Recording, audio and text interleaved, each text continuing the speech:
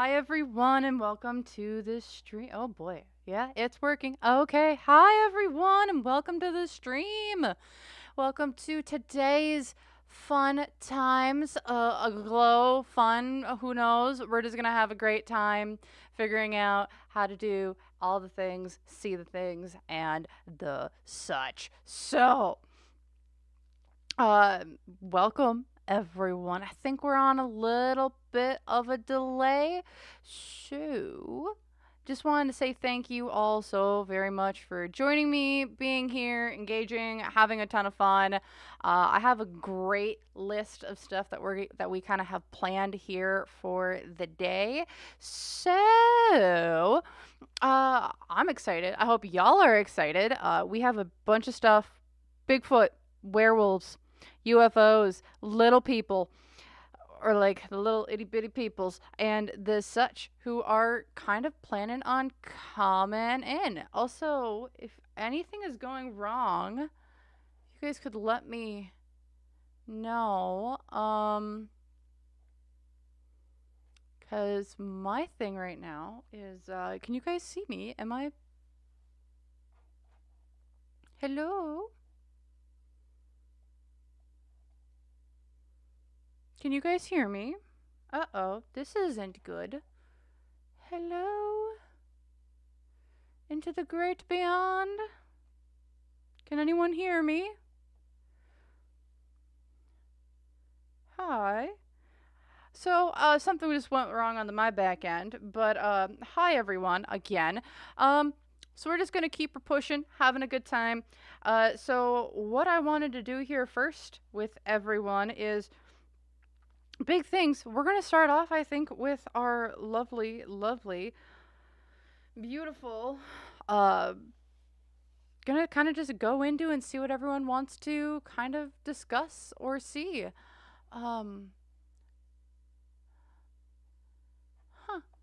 So very, very odd. My whole back end is just completely done. So with that then, let's just kind of jump into readings. I'm not seeing anyone being like, oh, I want to do this one, I want to do that one. So I wanted to just kind of go into, I have a bunch of cryptids, I have a bunch of things, a bunch of cool things, people, places, and or things, and I have a new deck today that I am very, very excited to showcase. So what we plan on doing today, we're going to be going through, again, as I said, we have this beautiful list. If you guys want a clearer picture of it, it is going to be on my stories on my Facebook page, and I do have it posted to Twitter. But big things that I am looking to do, we're going to be going through Bigfoot. We're going to be going through werewolves. Apparently there's a big cluster of lake monsters apparently in the Rocky Mountains. There's some cool things, UFOs, Tommyknockers, aka little people. There's some allegations of them apparently kidnapping people. Like, I have so many cool things to kind of that I'm really excited about to come in and showcase and see. So with that, I'm just gonna try and make sure I have my whole chats and things on the side and up and ready just to make sure, because my one here is not working so hot. So with that then, we're gonna start off with, I think, as most people love to know, is Bigfoot real? So let's take a look-see here. I'm going to put my list off to the side. And then, again, we're using a new deck today called the Landscape Tarot that I was super excited to get for this. I was super excited to get for tonight's live stream, actually, because it's such a lovely deck that's just fun, easy, and it leads to a lot of like interpretations of different things, people, places, and things. So without further ado, y'all, let's go in here and see what's going on. Is Bigfoot real? They are spotted throughout the Rocky Mountains and the such. So let's see what we can see about our lovely friends of Bigfoot and go from there. Also, I will be reading chat as I go, so let's have some fun. All right, let's tap me into the energy of what is Bigfoot. Like, we know him as Sasquatch, Bigfoot, the Yeti, and there's like a bunch of different regional variants and the such. So let's take a look at who, what, when, where, why, and how is Bigfoot. So we have at the core of it, it's this Five of Cups. It's a very sad and like morose type of energy. It's like we are. So, what is Bigfoot? It's something that's very sad. It's sad, morose. It's like we're mourning other things, other people, places, things, and the such. They also feel very like if they are real, it's like they're very isolated and like it's like they're almost like a lone tribe of people or just like a loner type of energy. It's like you don't find many in groups or like civilizations or anything along those lines. Why is this? The Ace of Pentacles. Because we don't have, it's like there's a loss of something, like a loss of land, a loss of materials, a loss of resources available. It's like we've lost something. What? Okay. So what I would see here is like we're isolated, we're alone, we're mourning essentially a place or a resource that we don't have anymore. Maybe this is financial resources on this. The King of Pentacles reversed because people were greedy. Also, I love if as we look, it's an ape man sitting, or a gorilla, and seeing it reversed in the resources perspective. It's like we lost our home, we lost our resources, we lost what we had. What? It's like we've lost all of what we've had available to us. We've lost our trees, we've lost our... It's like we've lost our sense of belonging or our sense of doing or knowing or pride almost. Hopes and fears, it's the Seven of Pentacles. We're planting seeds or we're looking for the next generation. In this card, where the 7 is represented is in this little nest up here. And it's like, it's very odd for like, is Bigfoot real? It feels like in what we typically think of as Bigfoot, I don't think what we know of Bigfoot or what we've been explaining as Bigfoot isn't really what it is. It's almost like what we've seen Bigfoot as is not what Bigfoot is in today's, and what we're being kind of making it believe. Because it's like we're also doing this like for the next generation. It almost feels like Seven of Pentacles. So we have the 7. We've put our seeds down. It's almost like we put new roots down. It's like we put new roots down for hopefully for things to expand, grow, and have other people just be. It's like we can have like the next generation of things. I don't know if like, because I know we have like deforestation currently going on and the such, but it feels like we're almost, it's like the next generation, like our hopes is like the next generation will do better. Unseen obstacles here is the 6 of Wands reversed.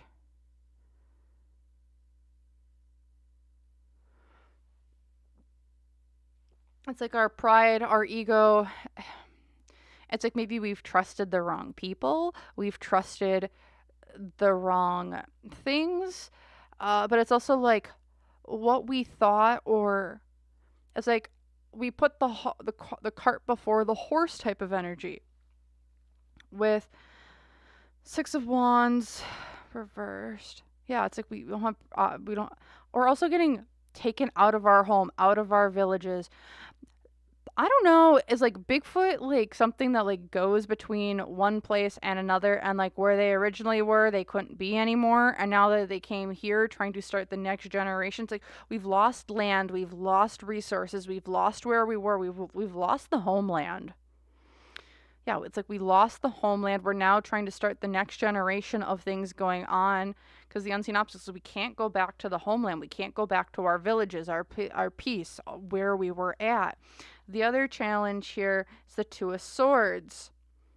This is a decision that we make, is like, do we go forward or do we go backwards? And it's like, do we go back to try and reestablish what we've had, or do we move forward? Two of Swords as well is giving me, at least in this card, it's like, it feels like everything that we try and do, it's so vast, it's so big. It's like there's such an immense amount of loss, it feels like, as well. And like, as we're staring out, this little bird, as it's staring out into the ocean, it's like I'm contemplating my life and like how I've gotten here. It's like, as we look at Bigfoot and it's how it is, it's like they don't know how they've gotten here. It's like they've fallen so far from where they were to where they're at now. What's going for them? They have a new place. This is super weird, because it's like, yeah, the world. It's like we found a new home. This is also a polar bear, and it's hugging Earth. They found a new home. They found Earth. I don't know if Bigfoot is like, we travel between one place to another, like if they came from somewhere else. Are they aliens of some way, shape, or form? But like, Earth is their new home, and they're just trying to make things go. And it's like, we have the new generation that we hope can kind of thrive here. In the past, the Nine of Swords, yeah, a lot of anxiety, things were dying, where they were, it's like that location, that land does not, that planet almost does not, it can't sustain them anymore. I don't know where they came from. This is super weird. We just went down into, woo, aliens. But it's like, yeah, like where they came from, it's like the land isn't good anymore. It's like nothing's good. We can't go back. It's desolate. And then here in the future, it's the Five of Wands. It's like we have to fight for resources. We have to scrape by and compete with others to just exist or survive. Why are we competing with others? Like, odd. What other information can we get? Nine of Wands, which is kind of walking on eggshells.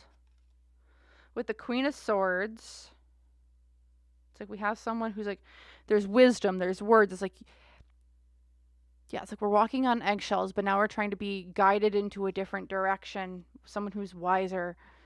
Oh, goodness. With the Ten of Swords, the King of Cups, and to pull it all together, the Page of Pentacles. Yeah, this is a new opportunity. This is something new that we can do. I love this deck. This is just a stunning deck as well. Okay. So, like, getting here, Nine of Wands, we're walking on eggshells. Ten of Swords, we've gotten bamboozled or backstabbed or betrayed.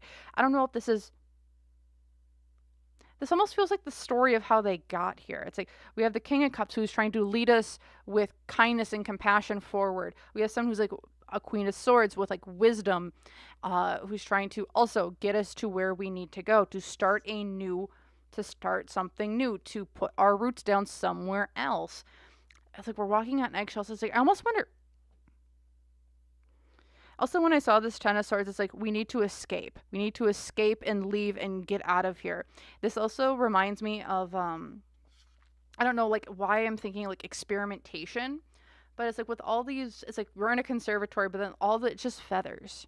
It's like, but it's like feathers off of something that's no longer there. Like, that had to fly the coop, that we had to escape out of confinement or containment of some way, shape, or form. What's this containment all about? Because it's like, also I want to see what this is like. Where they came from, they are not originally from Earth, in my opinion. I don't think they're originally, if we know what Bigfoot is like an alien species, in my opinion. That's kind of been like, this is the next generation, or like, that's just who they are. I'm very curious about what's this containment all about. It feels like they were contained in some way. But let's take a look at what this containment is kind of all about. Why were they contained? What were they contained from or contained in? Because that is just odd to me. Sure. Okay. Let's see here. Containment. Why are we so contained? Okay. Ten of Swords. All right. Why were we contained? What was containing us, or what were factors around containment and breaking out of containment? We were betrayed in some way. What was this all about? The Knight of Wands. We leapt before leaping, or we leapt before looking. We leapt before looking, trying to go in a different direction. Why was this? The Devil card reversed. Negativity. We're trying to get away. We're trying to, I don't know what I'm picking up on, but this is just weird because like what I see is like we were trying to escape from negative influences. The chains that bound us, we had to escape from.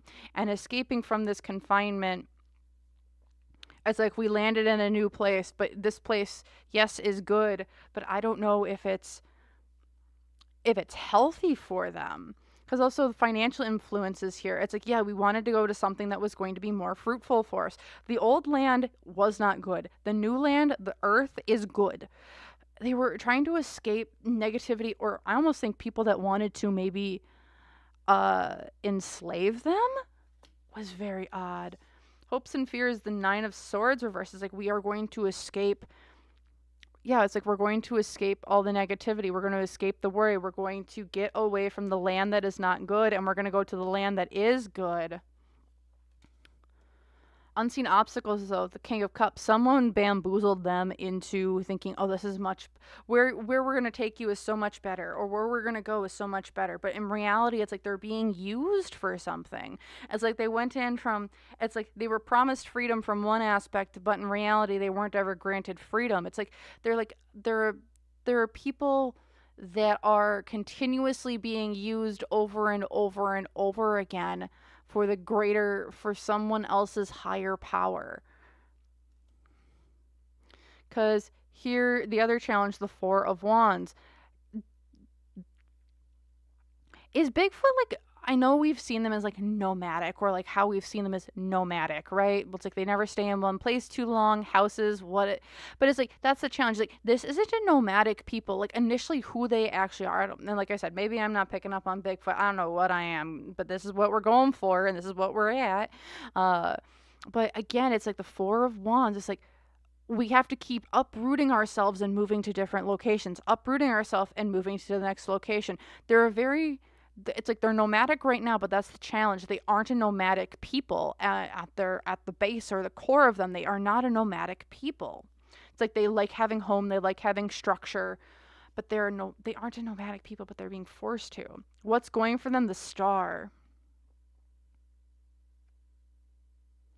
So this could be, oh, we're being seen, but I also see this as there might be getting assistance from other higher beings, other maybe alien type beings or creatures that are able to help them in some way. Like, oh, we're going to get you to a place that's going to be peaceful, or you aren't going to be disturbed. I don't know why I'm getting like northern Canada.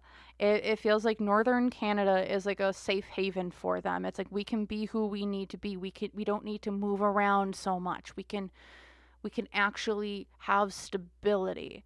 It's like this isn't a nomadic group of people. And this is like why they were escaping confinement. It's like a higher power or higher being maybe came in and helped them escape confinement. Here in the past, Eight of Pentacles. Yes, they worked very hard for their home. Look at this honeybee area.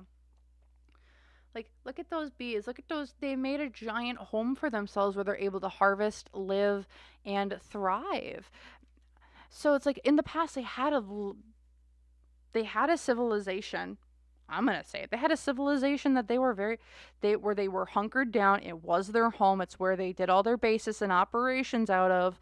And then they got confined there against their will and like things taken from them.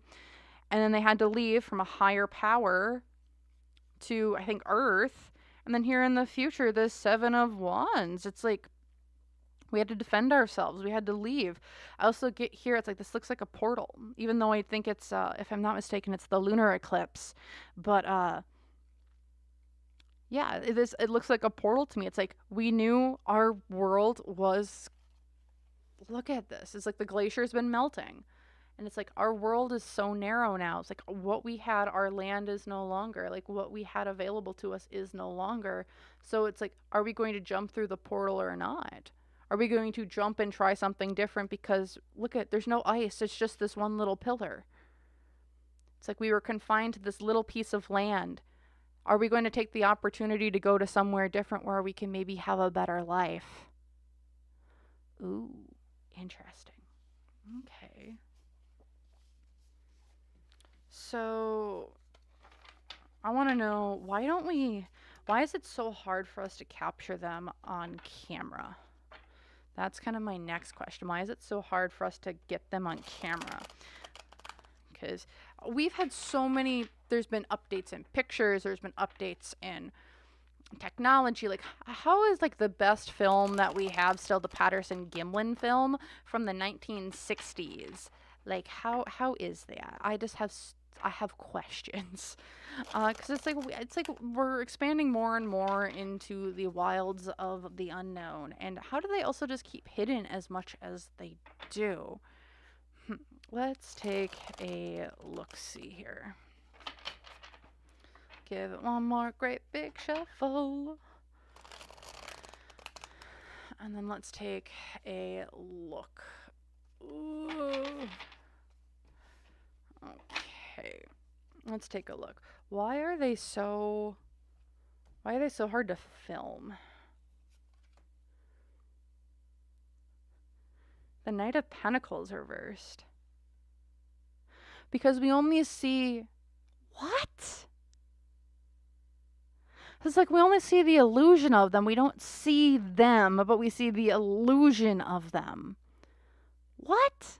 Because, like, look at this. It's like, it's a Knight of Pentacles, yeah, but look at the imagery on the card. It's like, here's the elephant, and it's like we don't see the actual elephant, but what we're seeing in this case is the illusion or the reflection of them on the water. So it's like, why is it so hard to see them? Because of the reflection that, like, it's like there's a reflection that we're seeing, or like a barrier, or it's like we aren't seeing the whole thing or through them.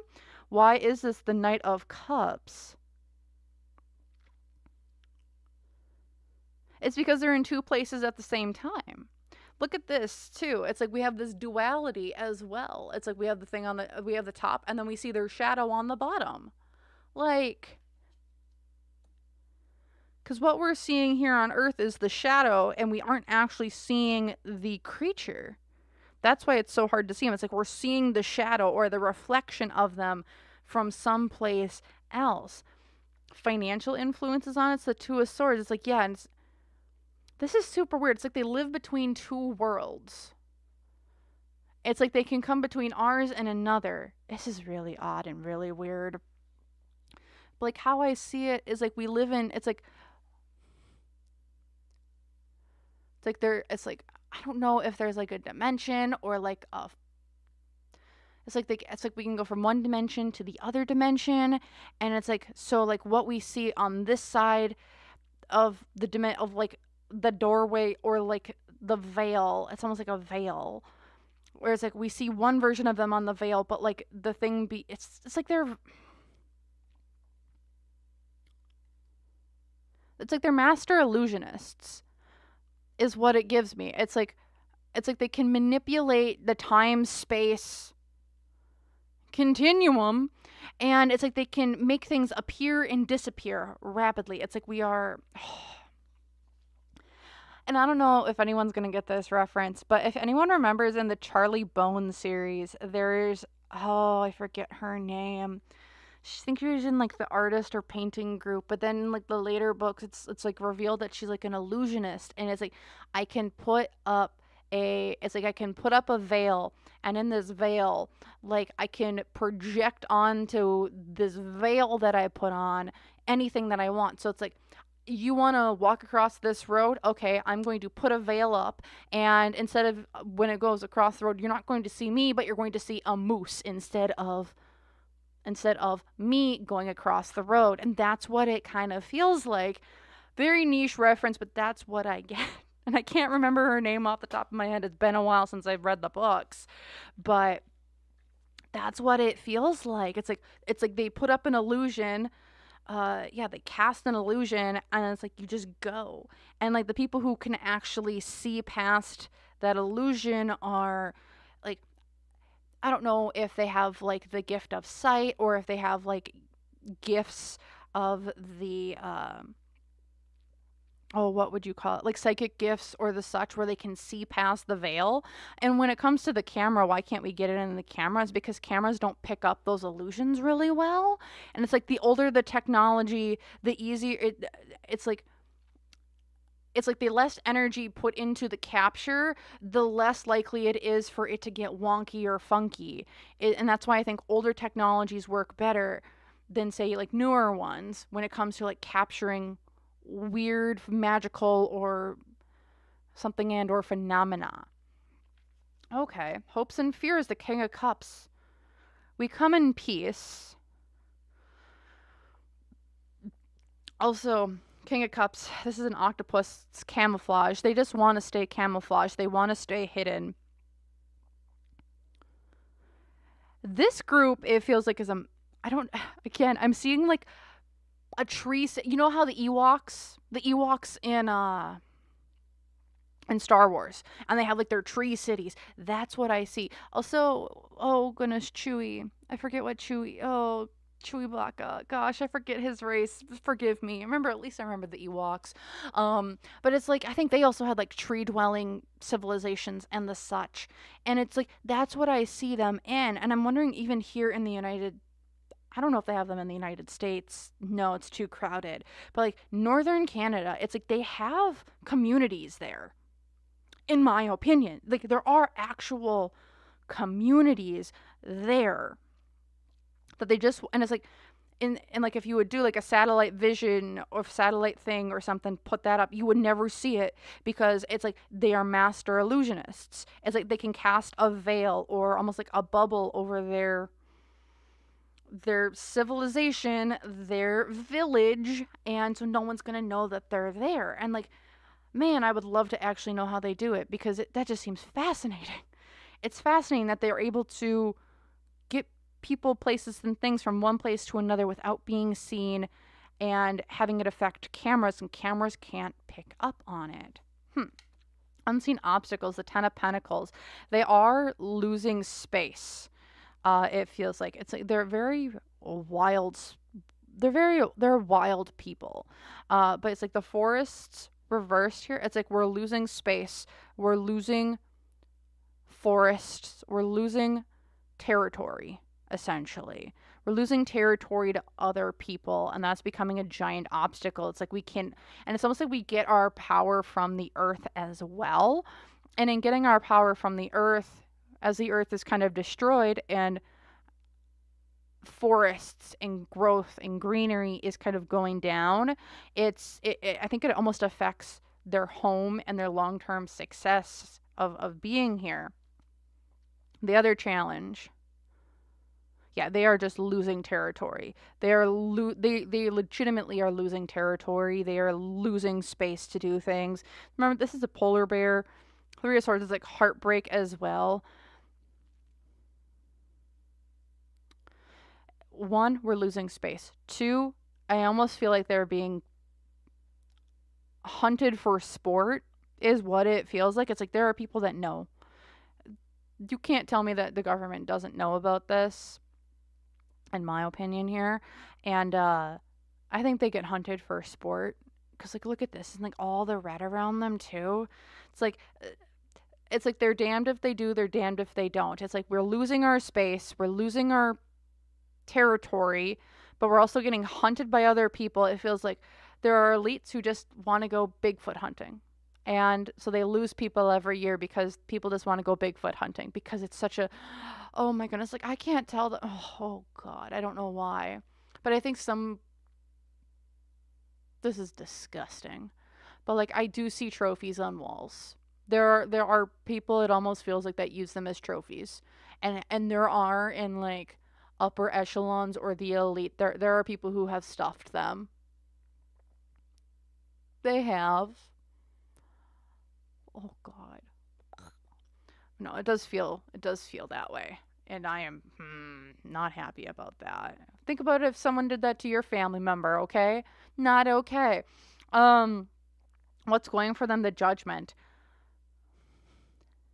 I think they see the writing on the wall here on Earth, and I wonder if they're trying to move to a different location. Look at all these stars, the galaxy. It's like we see the world above us, and it's like this isn't our home, but you know what? We're willing to go somewhere else, and I think they're trying to find the next place.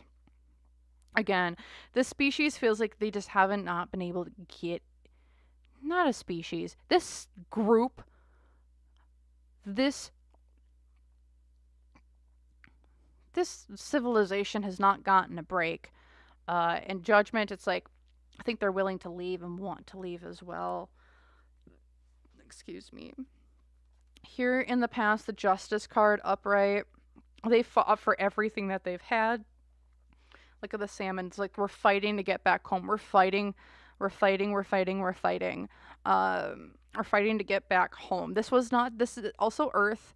It's a great temporary location for them, but it's not their forever. They don't feel like it's their forever home anymore. It could have been at one point, but not anymore. Also here, in the future, the Seven of Swords, yeah. Where we had planted our seeds and things were sprouting up, they are now no longer. This is not their location, not their home. I think they just want to be like, they just want to be gone. And again, still with that duality part of it, it's like, why aren't we seeing them? Yeah, we aren't seeing them. And just because there's less and less of them each year. Other influences here, other information. Nine of Wands reversed. Yeah, it's like people are breaking down our barriers, breaking down our walls. People are starting to see through us. This world is not good for us anymore. It's turning into a toxic place instead of a healthy place for us to continue. The Death card, yeah, this is it's like people have come in and tried to pick us off. And we're just trying to make it to the next location. Again, this feels like a group of individuals that has just been picked on and downtrodden and just damn near hunted to extinction is really what it feels like. It's like and then Knight of Swords, yeah, it's like Knight of Swords reverse is like they're almost like desperately trying to figure out how to get the heck out of here. And then to bring it in, secrets being revealed, the Moon card. They don't want to be seen. There's less and less of them each year. But their secrets are getting revealed. There are things coming through. It's like the veil for them is thinning. So it's like their illusions don't hold as much weight as they used to as well.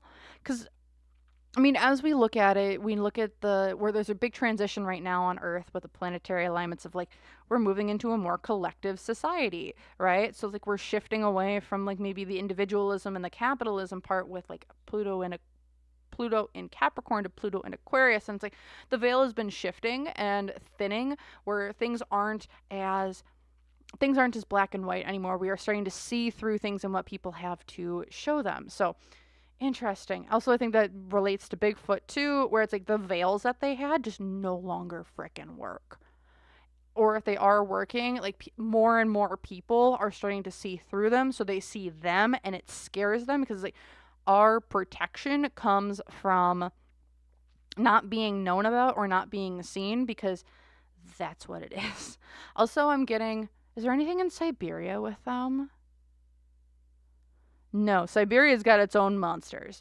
And we are kind of just going with the Rocky Mountains here. But that's what I'm feeling here for my Bigfoot people. Like, this is a group that's just wanting to go to the next location because, like, this place wasn't safe either. So, that's what I'm feeling here. I hope you guys enjoyed that. That's the first reading of many tonight. So, with that, thank you all so very, very much for watching, and I hope to see you guys in the next one. So, let's take a look here next. Ooh. All right, let's take a look at chat here. Hi, Shirami. Welcome, and happy Halloween to you as well. I hope you guys are having a good time, and we are just chilling and having a good time. I don't know, what were your guys' thoughts on this Bigfoot reading that we just did? I'm like, what? It's like this is like, this is rough. Like, I feel so bad for them because it's like, how, what? Please? Like, it's kind of sad, actually. It's kind of really sad that feels like it's like a group of people that's been shuffled from one to another to another to another to another, and they just can't catch a break as like a collective. Also, I am, again, I'm going to say, elites, horrible, horrible people. Don't like them. Don't like them at all. Okay. So the next thing I want to look into is, unless someone else has some ideas that they would like, but I have my list here again. And so we have werewolves, we have lake monsters, we've got UFOs, Tommyknockers, aka like little people, and there's been like allegations of them apparently like kidnapping people at like certain locations. We have jackalopes, it's like this mythical creature of Wyoming, and then we also have slide rock bolter, which is like a cryptid from like Colorado. Or if anyone has like a spectacular place, like I have the Devil's Staircase, which I got a picture of, the Devil's Tower. Like people are like, oh, was it an ancient tree? As well as just some like other like places in the Rocky Mountains that are like, oh, that's kind of cool or haunted. Like what's the energy around it? What's going on there? So I don't know if anyone has. Same, Shirimi, same. So yeah, I think I'm also quite a bit ahead of people, so I'm sorry if I don't get to things right away. So, let us see. So yeah, I thought I would kind of see what y'all maybe want to kind of look into, because I got a lot of different things, and we could just keep going down the list otherwise. Otherwise, I do want to get to stuff that you guys would maybe want to see a little bit more, but I got a lot of stuff planned. So,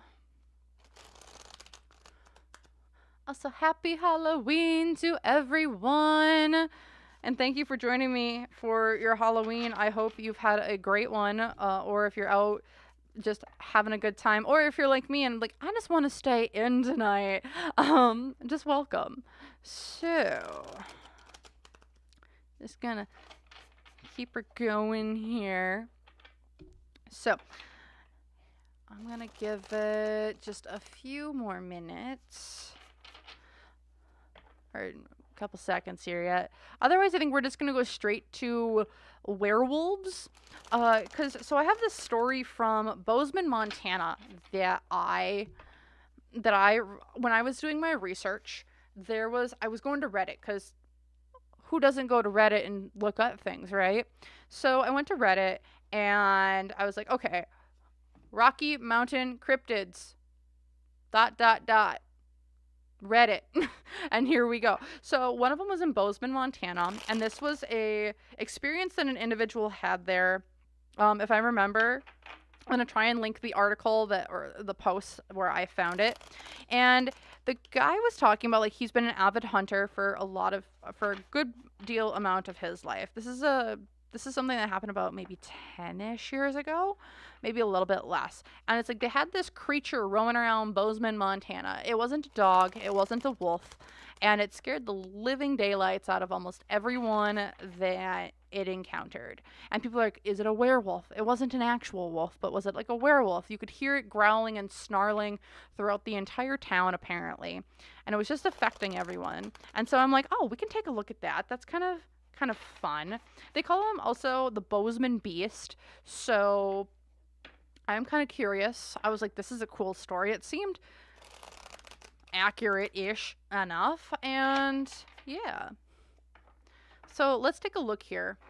And let's get started on, what is this Bozeman Beast? Was it a werewolf? Is it not a werewolf? How does it apply to things kind of going on in the Rocky Mountains? So let's take a look here. What's this energy around the Bozeman Beast, aka maybe werewolf, in the Rocky Mountains from Bozeman, Montana? So we have the Queen of Pentacles reversed. It's the Bear reversed. Was this like a hybrid? It's like with the Queen of Pentacles, it gives me the sense of like it's something wasn't nurtured. But it also gives me like this is a really weird hybrid of something. I mean, yeah, it could be like a wolf dog or something, but this feels like an even weirder hybrid. It's not a wolf, but it's not a man, but it's also a bear. Like we see this bear here in the Queen of Pentacles, like looking out. And I think when in the thing too, it's like it was kind of later in the year, so it's like it wasn't like it couldn't have been a bear. It did things weird. Why Queen of Pentacles a hybrid? Because of the Six of Pentacles, an equal exchange between two people or two groups. Also can be contracts. It's also like an offering. Ooh, this is weird. So it's like a weird hybrid of some sort because of a contract or something that we are kind of building up here. Financial resources here, the Nine of Wands. We're walking on eggshells around this thing. Was this something that like escaped from like someone's like backyard breeding pens or something in the area? Because this is a weird hybrid of some sort where it's like part wolf but part something else, and it's not a dog. It's not a dog. Hopes and fears, Nine of Cups. We can keep it. It's like we've hit Pater. It's like this is what we've been looking at. But also, I think we want to keep it isolated right where it's at. This is like our diamond. This thing escaped. This hybrid of some sort just escaped.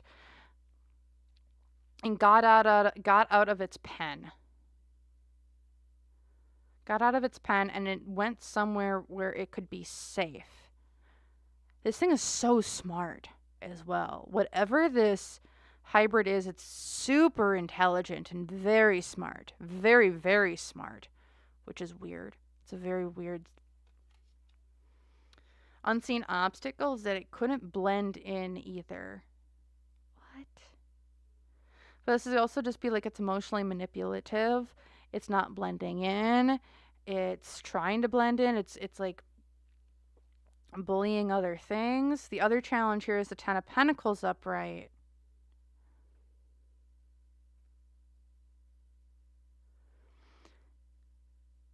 There's a lot of... This is so weird, y'all. So, like, it's a hybrid of some sort, but it's a smart hybrid. Like, you know how, like, they have those really smart dogs or, like, those really smart cats that can be, like... It's like you can see the intelligence behind their eyes. Like, that's what this feels like for this Bozeman beast. It's super intelligent. It's escaped, but it's like, I can't go back to where I was. It's like it was so smart it didn't go back to where it was. Or it's like, what was going for it? The Three of Cups here.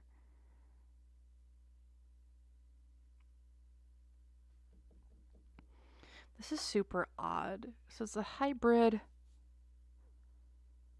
Ten of Pentacles as well. It's like it had friends or things that it could go to. It had a base of people. I don't know. Again, it feels like a backyard breeder. Something got loose from a backyard breeder up in that area for doing something. I don't know what they're doing. This is just really weird. Because I'm getting like, this is like, we're doing exotic breeding of animals. Three of Cups, what was going for this thing. Like what was going for, it's like there was multiple people in on the deal. It's like there was a lot of people invested in this. It's like it worked together with other people, places, and or things. This is really weird.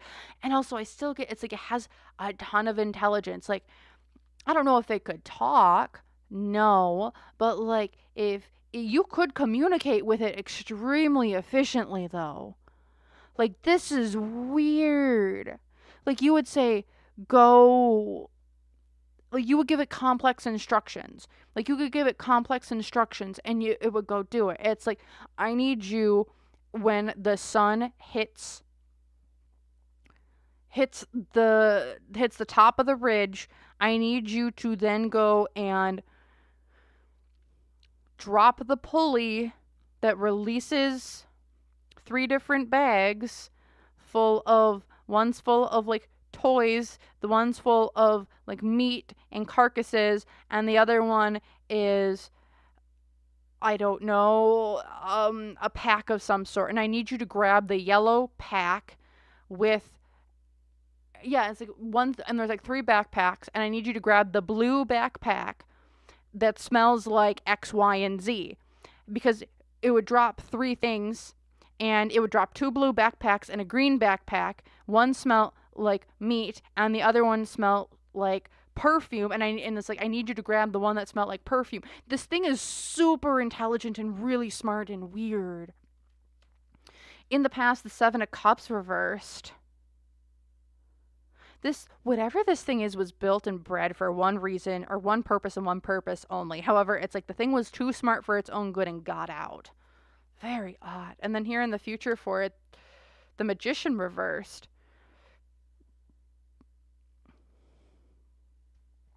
This thing is so damn smart.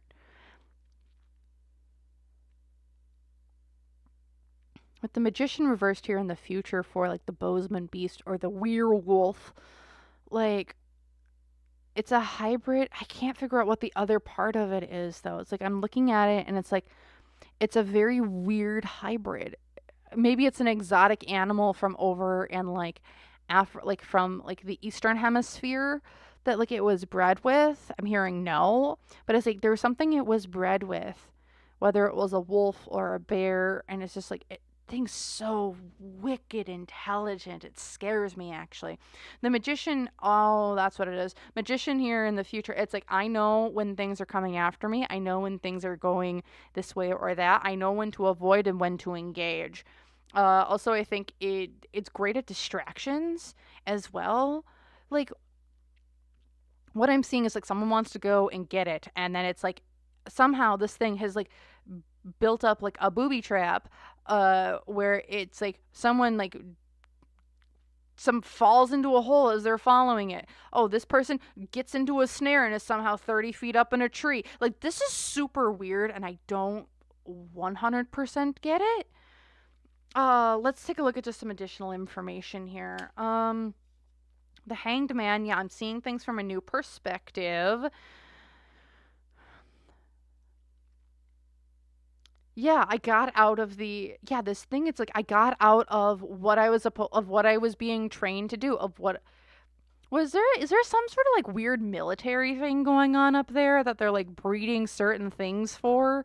Because what this gives me is that like I got out of the training cycle. I got out of the ritual. I got out of the flow of other people, and I'm now seeing it from an outside perspective. See, like I'm not a part of that group no more. I'm seeing this from the outside in. This thing escaped from somewhere in that area. The Fool, I'm also trying to go to my happiness. I wasn't happy. This thing is so again, I'm saying wicked intelligent. Also here with the 8 of Pentacles, hard work. I want to go find my place where I feel like home. My hard work is being valued. Here's the Queen of Cups. Gosh. And then pulling it all together is the 6 of Swords. I wanted to leave. I needed to leave. I was going. I was leaving. We were diddle-daddling, getting scrammaroony out of this location. Again, this was an escape. An escape, an escape, an escape. With this Queen of Cups, too, like, you see the whole whale, like, is in this funnel, like going after the food and everything that was in there. This thing, it's like, was it let out? No. Did it escape because it didn't want to do what it was being told to do? Yeah. What I'm getting kind of reminded of is, you know how there's a story about a cow, and this cow was going to a slaughterhouse, and this cow was smart. And with this very smart cow that they had, it like broke out of the truck, broke out of the pens, and then escaped people for like 6 or 7 days, and then somehow found itself with a herd of buffalo. And it has stayed there ever since. And that's what it feels like this thing did. It's like, I got out, I saw what was going to happen, I didn't want to do it, so I went and I left. And it's like, now I'm going to be a part of like a pack or something else that accepted me for who I am. This thing is also super wicked intelligent, and it's actually kind of scaring me. Because it's like, I can see into its eyes, and it's like, it gives me recognition. It it feels so utterly human, but it's not human. It's super weird. I'm trying to figure out what the other half of it is. Because it's like, it's not, it's like, is it a wolf? Is it part wolf? Yes and no. This is really weird. It's a hybrid of some sort. Is it truly a werewolf? No, not in like the way we know werewolves today. Let's I'm going to get like what ended up happening to it after it kind of its tirade ended. I think it was like on the loose for like 2 weeks.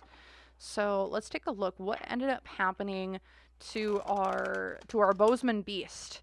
I feel like someone would be like, "Oh yeah, we went and we shot it." I can't remember completely all the details. Uh Man, wind's insane today outside my locale. So, let's take a look. What ended up happening to the beast, to the Bozeman beast? Where did it end up going? What ended up happening to it? Did it have to go back to where it was? Like, there's something here with Bozeman, Montana. There's something weird, and exotic sort of breeding is what I would call it up there. It's odd, very odd. The Rockies, man, full of weird things. This is what I like though. This is really fun for me. So let's take a look here. What ended up happening to it? The Knight of Wands reversed. I got cocky because of the world, because I had left where I was. I got cocky, but I repeated something. Financial influences, 3 of Pentacles reversed. I was betrayed in some way, or I fell for, I was betrayed in some way. Agreements or things that I thought were in place fell apart. Hopes and fears, 8 of Cups. I wanted to walk away. I wanted to leave and get out of here. Look at these train tracks. It's like I am skedaddling my way out of here. I'm going to somewhere different. However, the unseen obstacle, 7 of Cups. Or no, the Ace of Cups. What? The challenge, the 5 of Wands. What was going for it? The Sun. In the past, I was strong enough to leave, and then here in the future, the Page of Pentacles. So when I look at the Bozeman beast, and kind of what ended up happening to it, this thing is so wicked intelligent that, like, I think if it was a part of like a pack, because it almost feels like the challenge here for it, it's like there was like a love or something of the people, places, or things that were taking care of it. Yes. And there was a lot of internal struggle or turmoil about the decision to leave. That's the 5 of Wands. It's like I'm fighting with myself with everything. And in fighting with myself, that was a big struggle for me, but I was going to my happiness.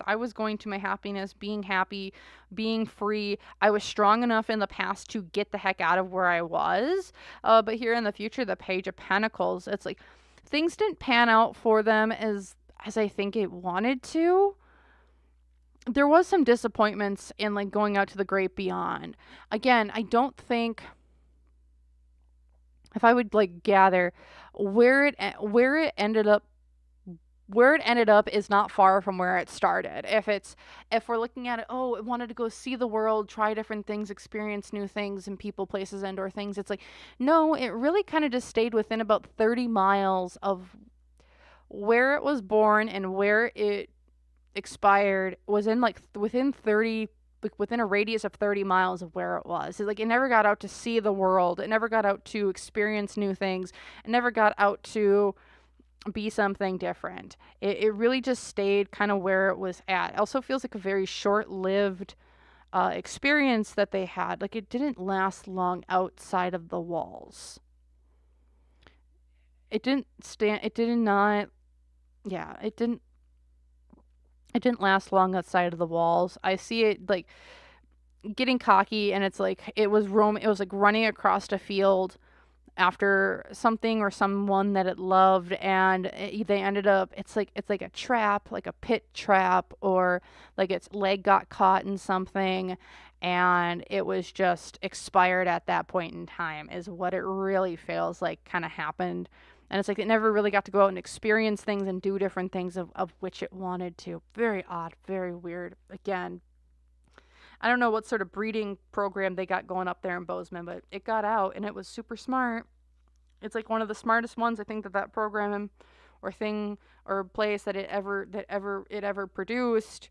There's similarly smart ones, but like that was the smartest one, is what it feels like. So that's what I'm feeling here for the Bozeman Beast, which is kind of interesting. I hope y'all like that. It was very autumn, very interesting, to say the least. It's,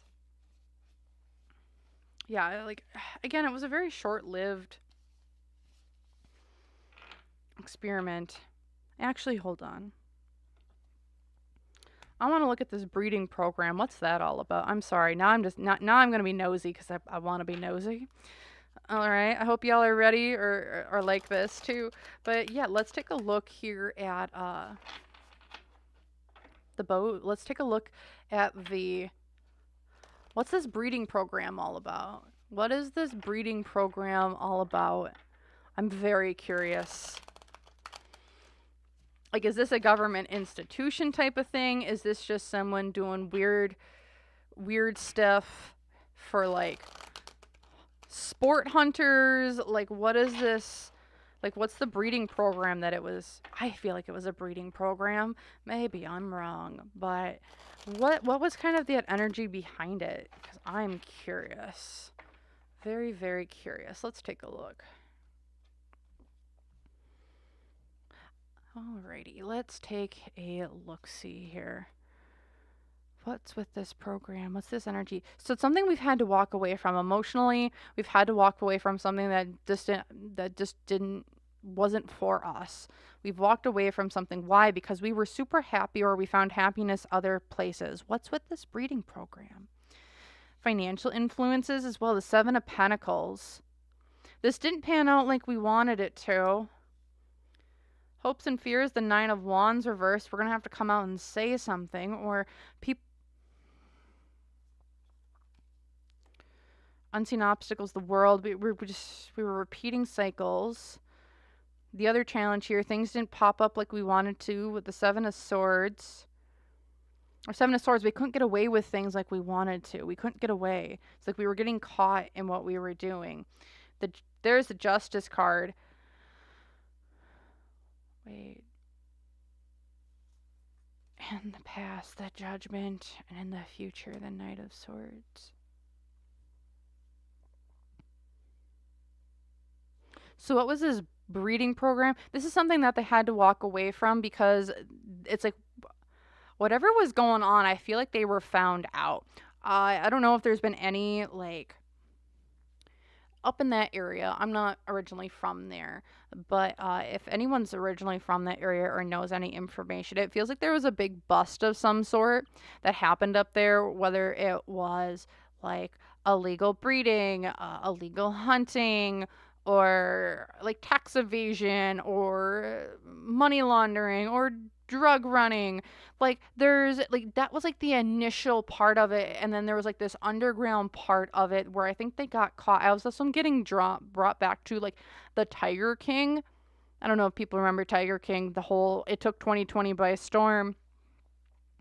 As everyone was locked in our houses, but like it's also gonna be like Tiger King vibes where remember they would like breed the tigers, and then in breeding the tigers, like it was like, yeah, it's Tiger King, you're breeding tigers for profit or sport or whatever you're doing for it, because looking here, it's like the money and time that we invested into it and never popped up. We were never able to go to that next step. It's like things got exposed or we had to say something about something or something was said somewhere along the lines. We were repeating cycles or things were kind of had to come to an end. We were found out in some way. We couldn't get away with stuff anymore and how we were doing things. Also, the Justice card came in. Justice or a legal system came in. And I almost wonder if it took over. I am so sorry if you guys can hear screaming children outside. Here in the past, it was Judgment card. It's like someone else came in and I don't know if it took something over or it almost feels like someone came in and it's like we busted up what was ever operation was going on up there.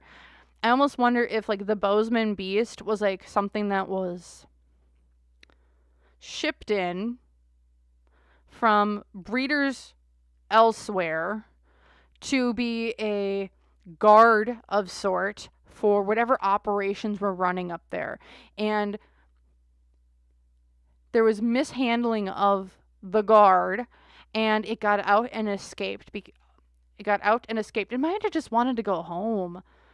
And what ended up happening is that it never ended up going home.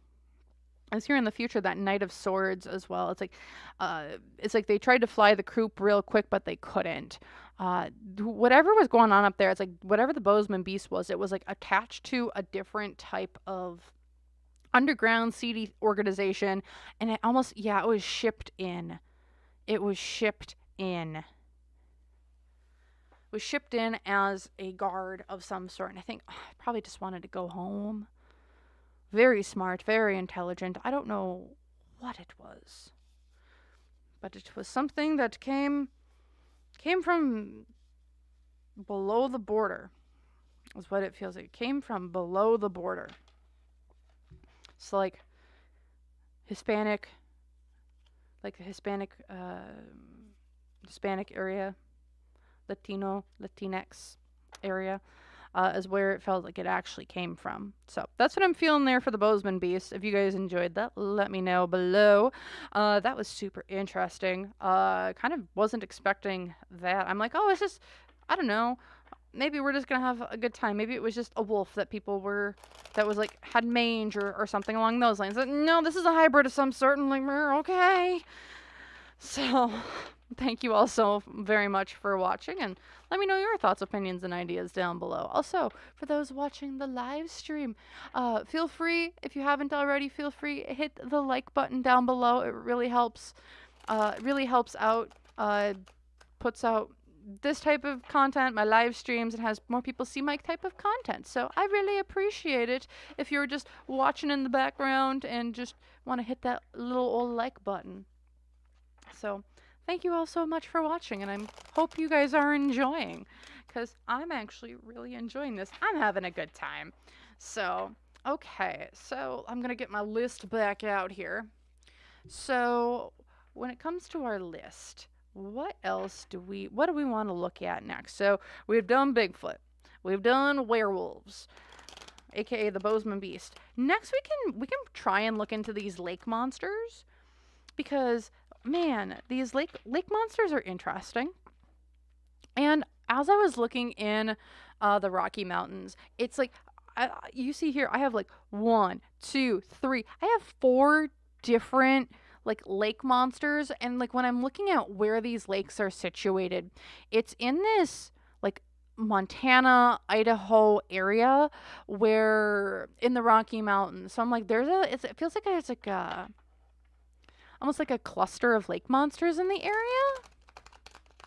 So I'm kind of been really curious on like, okay, is this just like a species that just like from like a really long time ago, and now it's kind of just chilling like a villain up in this area? Because like there's 4 different lakes, 4 different monsters, and I'm like, is this truly a lake monster then, or are these just a species that we are somehow just not studying? I don't know. So with that, let's take a look-see here at what are these lake monsters kind of all about. Okay? All right. Let's do it. So, all right. Let's take a look. Let's connect me in, please. What's going on with all these little lake monsters and the such up in essentially this area that I like to call like northwestern Montana and northeastern Idaho? So let's take a look here. Oh boy. Also, I might take a little bit of a break after this one just to get something to drink. That's my throat. So let's take a look here. What's going on with these lake monsters that are in the area of Montana and Idaho? That's kind of almost like a little bit of a cluster. So let's take a look, see.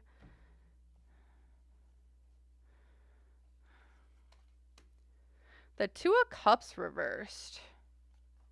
So we can see there's like a little unicorn that's drinking, and it's like there's this giant cave, and we see it reversed.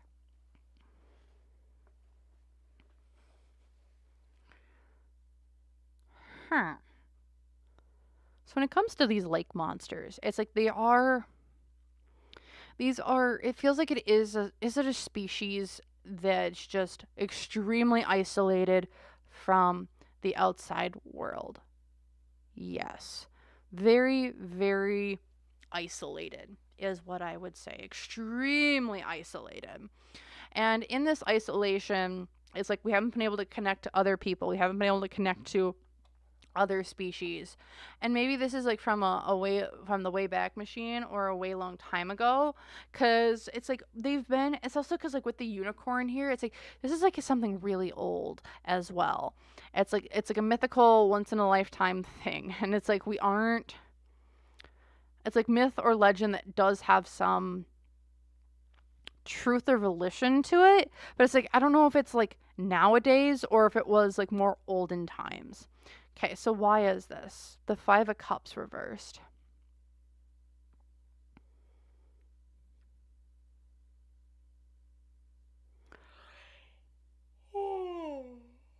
Excuse me. Okay, if there's these beasts or lake monsters left, which I don't feel that they are, I think like it's almost like they were a thriving species in that area. And then they were, due to changing climate, due to changing food supply, due to changing environment, in which other humans, or I shouldn't just say other humans, but like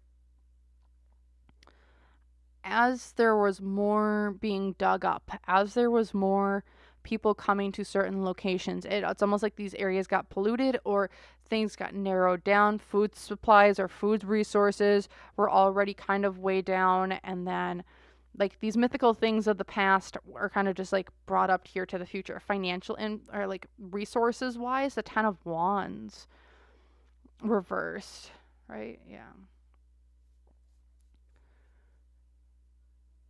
This is odd. So Ten of Wands reversed. It's like we're releasing of a burden on the system. Like this legitimately feels like in this ecosystem that they had, it's these lake monsters is like the ecosystem that they were in couldn't sustain them any longer. And it's like they died off. It's like, and it happened. It feels like it happened a while ago, if it did happen. Because also, hopes and fears is that we're going to be strong enough to make it through this new era, this new civilization, these new people coming in, and the such. Also, here, unseen obstacles, the Magician. They couldn't grow and change. They couldn't grow. They couldn't evolve. Like, it's kind of, they were stuck where they're at. The reason why I say that is, as we look at the Magician card, it's like you see this giant tree reaching up to the skies. And it's like, it reminds me of like, this is a giant tree from like ancient times where like trees were massive, right? And with these massive trees, it's like that was an old time. This is a new time. It's like they just couldn't survive the changing of the climate, the changing of the environment, the changing of the ecosystem. It's like things got less and less. So they kind of had to go. The other challenge, the Hermit, they couldn't leave where they were at. It's like these lake monsters were, they were isolated. They couldn't leave. They couldn't go to bigger or better food supplies or bigger food resources. It's like they were stuck where they're at and they couldn't leave because they were isolated. Again, this feels like it was more of a long time ago. Also, I don't know why the Ice Age feels like a really, really important time for them. What was going for them? The Six of Swords. Again, it's like they were isolated and then they couldn't go to a bigger, larger food sources. So it's like where they were at was good, but it's like it was so limited. It's like the pond is small, but what they really need was the ocean, is really what it feels like. Here in the past, we have the Temperance card reversed. It's like, yeah, it's things were unbalanced. Also, I'm getting this sense, I don't know if there's underground like cave systems or anything that connects those lakes together, but there's something underground-esque that's super important for like traveling between one group from one place to another place. Super important, it feels like. And then here in the future, the Seven of Cups. Yeah, it's like there were options available to us. The options available, but I think they just died off, is what this really feels like. It's just like the ecosystems just couldn't handle them anymore. Something that was there in the past but just couldn't sustain itself in the long term. Excuse me. Other information about this group of lake monsters. Four of Cups. Knight of Wands reversed. Nine of Cups reversed. The Star reversed. And the Six of Wands. So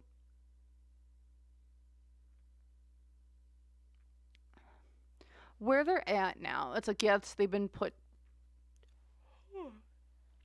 like this is their home, this is their ecosystem.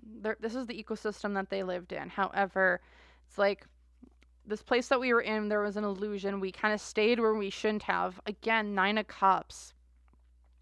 This was like their oasis away from everything.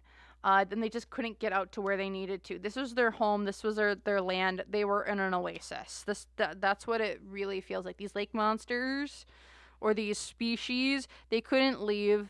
They were, especially underground tunnels, I think there's something with underground cave systems or tunnels that's like they can go from one location to another location or from one lake to another lake. Yeah. On Six of Wands, it's like this it's just like this location got too, it just couldn't sustain them anymore because they were isolated away from the rest of water resources and the such. This was an oasis for them, and that oasis turned toxic is really what it feels like, and that's what I'm getting here. I hope y'all enjoyed that. It's really interesting, lake monsters. So I don't think they're around anymore. No, I wouldn't. So, alright. Excuse me. Alrighty. So, do-do-boo-doo-doo. Okay, we're gonna grab our little list here again. And I'm gonna grab a drink of some sort because I love drinks, aka I have tea.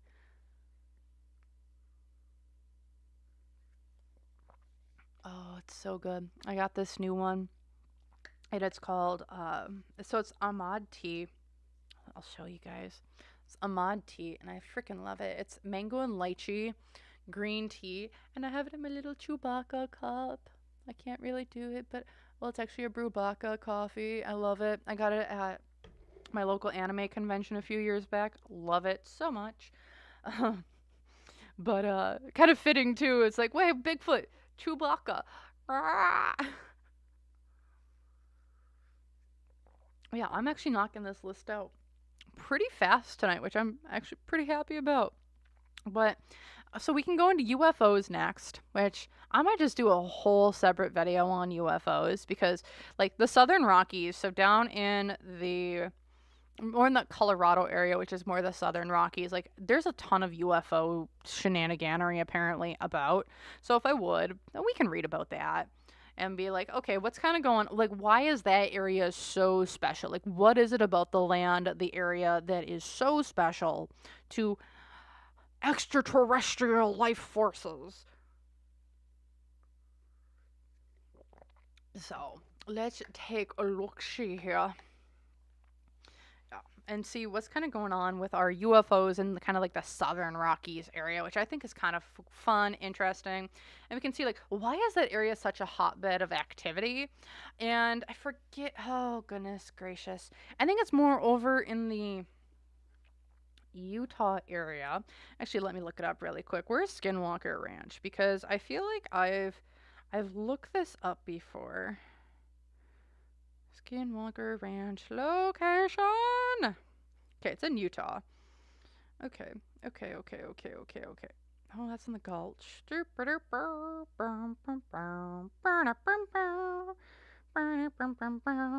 Oh, that's interesting. It's right there in the middle of the...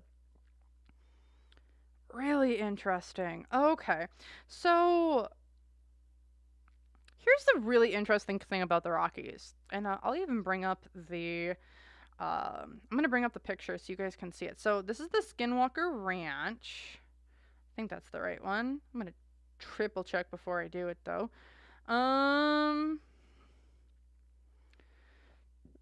Okay. Ballard, Utah. I hope this is right. Yeah, this is it. Okay. So this is the really cool thing about the Rockies. So, come on. I love you just as you love me. Okay. So here's my phone. And so look at the Skinwalker Ranch and its location. So here's like the northern half of the Rockies are right here. And then like where we were thinking, like where we were talking about like the all of the lake monsters things, like was right in this area, like right over here with all the lakes and the such. And then down here is now where Skinwalker Ranch is, which is all known for like its paranormal activity and the such.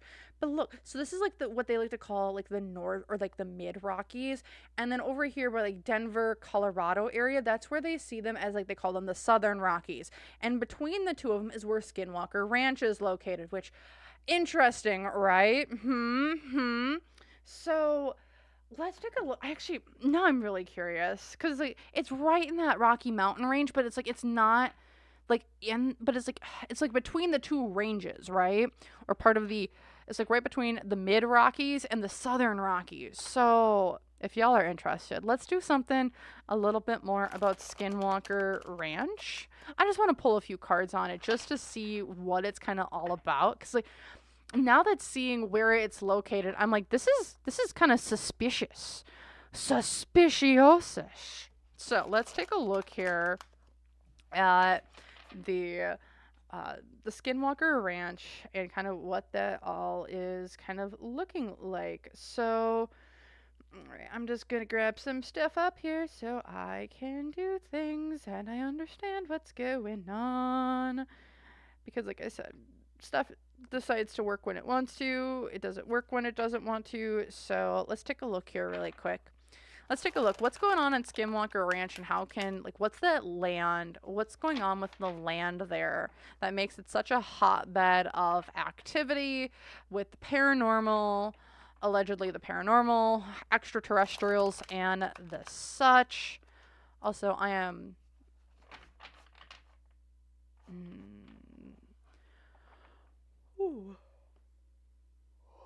Excuse me. This is a...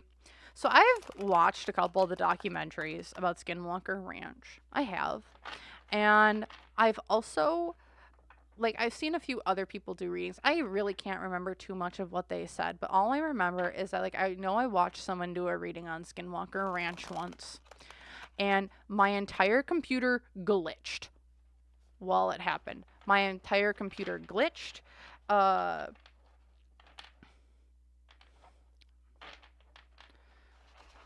Okay. My entire computer glitched, and I swear, like, I had watched it, like, as, like, background noise at work, and I swear something followed me through the computer screen, and I had to say, you need to leave me alone, as I was leaving the location. It was super weird, so... let's kind of take a look-see here at what was kind of going on with Skinwalker Ranch. it was a super weird when I watched it. The whole screen glitched out and the such. So let's take a look here. What's with the land and the energy surrounding Skinwalker Ranch? We're not going to spend a ton of time on this because I feel like it needs a whole video dedicated to itself. So, the Four of Cups.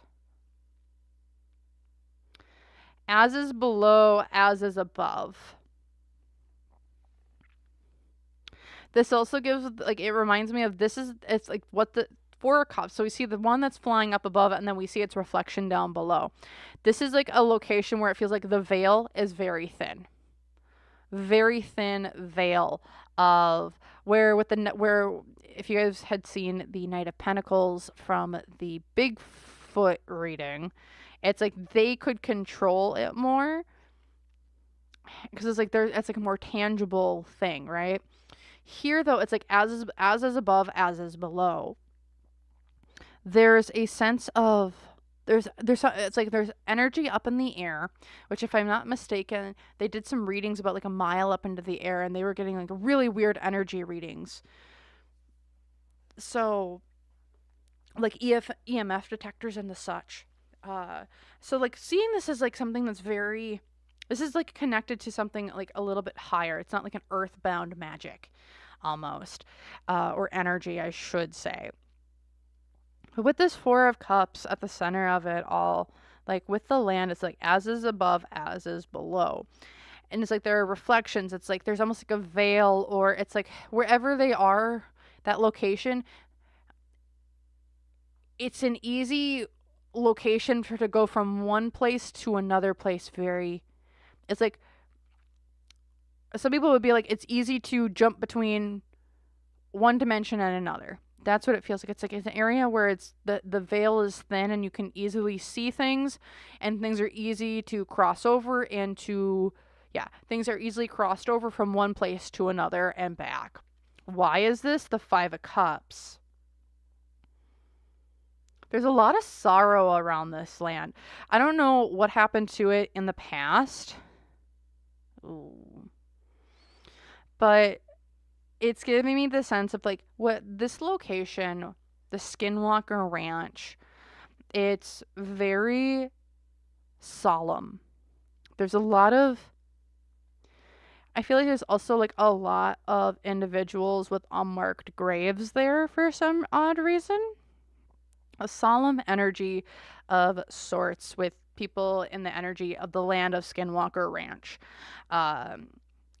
And it's like the people who were like, there's so much sorrow and sadness and grief and anger attached to it. It's like, because like it is this something that happened in the last 1,000 years? No. Is this something that happened before the Ice Age, it even feels like? Yes. Like, whatever happened on this land was so profound that it has lasted millennia. Millenniums. It's lasted so very long because of the grief, the sorrow, the pain that has happened on this plot of land. And it's like, what I see in my mind's eye is, like, I see a giant tower or like a castle or like a fortress of some sort, and that fortress, it's now like, it's like you had the fortress and then you had like the outside ring, and it's like the townspeople, the buildings, the homes, the shops, everything was just decimated to absolutely nothing. You see like blood almost running down the cobblestones. You see, like, I'm seeing it as like everything's in fire. There's so much screaming. There's so much turmoil. It's like whatever happened there, whatever happened on that land was so vile and so disgusting. It's like how I would describe it is like the people respected the land and the land respected them back. And then like another group of people came in and is like, we don't respect the land or the people that live there.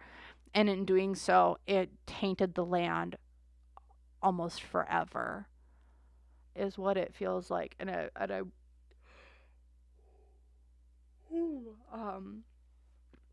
Oh goodness. Okay. Financial influences, the Ace of Wands. It had a lot of, gosh darn it all. Whatever this land was and whatever it was revered as, it almost feels like it was a holy land of some sort and it was desecrated. Whether this was old forests, old growth, something was cut down. Look at the Ace of Wands here. It's like there's a tree trunk. Yeah, Ace of Wands is all about the passion, the fire, and new things. But something was cut down here. It's like the life was cut from this location, and in doing so, it thinned the veil of whatever between one dimension and another. It's like there's almost like a portal there, and if you have the energy to access the portal, you can easily be gone if you really wanted to, and things can cross over from one aspect to the other. uh Unseen, or the hopes and fears here. Bad things happened on this land. Justice was not served. The people who desecrated it, the people who cut the life from this place, did not have justice served. They got away with their misdeeds on this land. Again, and again, if people are like, "Oh, well, they haven't found bodies or anything like that," it's because they're very far down. It almost feels like there's like a layer of like you have to go through the dirt, and then there's a layer of bedrock, and then it's them. Like, it's weird. Page of Swords with reverse as the unseen obstacle here. It's like I said one thing and I did another. There is betrayal on this land, and the land itself is not good, and the land will never be good. The land will never be good because of the atrocities that have occurred on it. The other challenge here, the High Priestess, people are not heeding the warnings or listening to their higher selves and being like, get out of here, leave. I feel like this is also this is like the people, the organisms, the living, or I shouldn't just say the living, I should say the life that used to be here. People, places, things have been trying to get out, leave, let us mourn in peace, let us mourn. This hurts. Because yeah, the High Priestess, I mean, it's just a gorgeous card. I love this card out of the deck. But yeah, seeing it reversed here, it's like people are not heeding the warnings or listening to their instincts or their intuition of, this is cursed land. Do not stay here. Do not stay. Leave. Don't let the mystery be. Because you aren't going to be able to heal it. You aren't going to be able to understand it until you understand what happened here. And history books and history erased us. So don't go and try being a savior when we've already been told we were saved again, and then we were betrayed. What's going for this land? The Emperor. The land is the one in control here with the Emperor. It's like it's the one that has control. This place has now kind of been, it's like what it is what it is, and you aren't going to be changing it. So for those who are like, oh yes, awesome. But yeah, it's the land itself is going to stay what the land is. Nothing's going to really change too much or does such. So if people are like, oh, we want to understand it, oh, we want to change it, oh, we want to do this, oh, we want to do that, no. It's the land is the one that has control, and if you think you're the one who's going to control the land, I think you have another thing coming to you, and you will be run out, just as it has run out people for millennia. So here in the past, the Judgment card reversed, yes, because things were long dead and buried. Things were kept hidden about what happened here. Again, this is, and I don't think we're ever going to know about it, at least in this, I don't know if we'll ever know about it, what happened on this land, but the Judgment card reversed is like things were long dead and buried, and we're not digging them back up. Would I go to this land? I don't think I could. If you're a sensitive person who are sensitive to energies, people, places, and or things, I would not go to Skinwalker Ranch.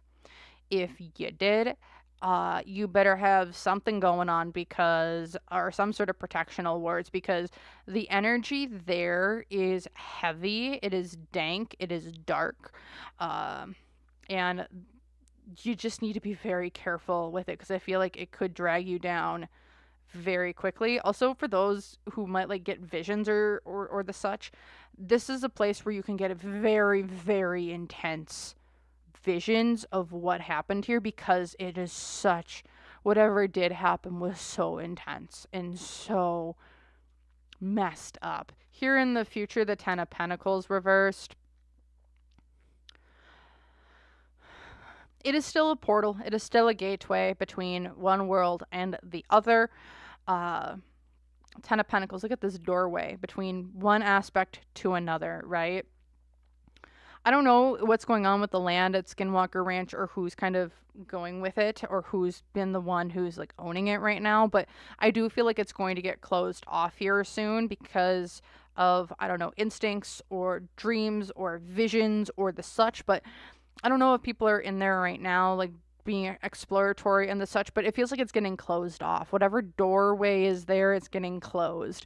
We aren't able to explore. We aren't able to discover. Like, there's active forces, it feels like, that's like, we're closing this door because we don't trust you, because you are not honoring what happened here, and it's like, we do not need anything more to happen here. This place has already been cursed. Don't add more fuel to the fire, is what this kind of feels like here for that Skinwalker Ranch kind of stuff. Okay. I think that's all I'm going to read there on Skinwalker Ranch. I think that Skinwalker Ranch kind of deserves its own video, to be 100% honest. If y'all are interested in getting a full video on Skinwalker Ranch, let me know, because gosh darn it all, that I want to know more about the history of Skinwalker Ranch, to be 100% honest, because, or I should say, like, the history before the history started. Because, like, I know what I was seeing, and it's the curse that was put there. It doesn't even, it just comes from so much bad that has happened there. So, yeah. And hi. Okay. Hi. Oh, hi, Diane. Thank you for joining in. Hi, Annabelle. Thank you for joining and let me know you're here. Glad you're enjoying. All right. So that was Skinwalker Ranch, which is wild. So I'm grabbing my list out here again. And so the next one I think we're going to be looking at, so UFOs are more in that southern region or half. So we just got done with Skinwalker Ranch, which kind of breaches or kind of branches between the two ranges, the southern half and like the mid half of the Rocky Mountains. So I think what I want to look into next actually are these little Tommyknockers, which people have kind of described them like, I would describe them as like halflings or like goblins if you like follow like D&D.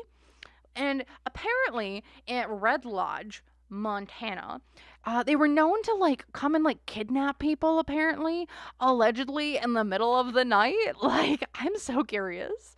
So I'm gonna grab a sip of tea here really quick.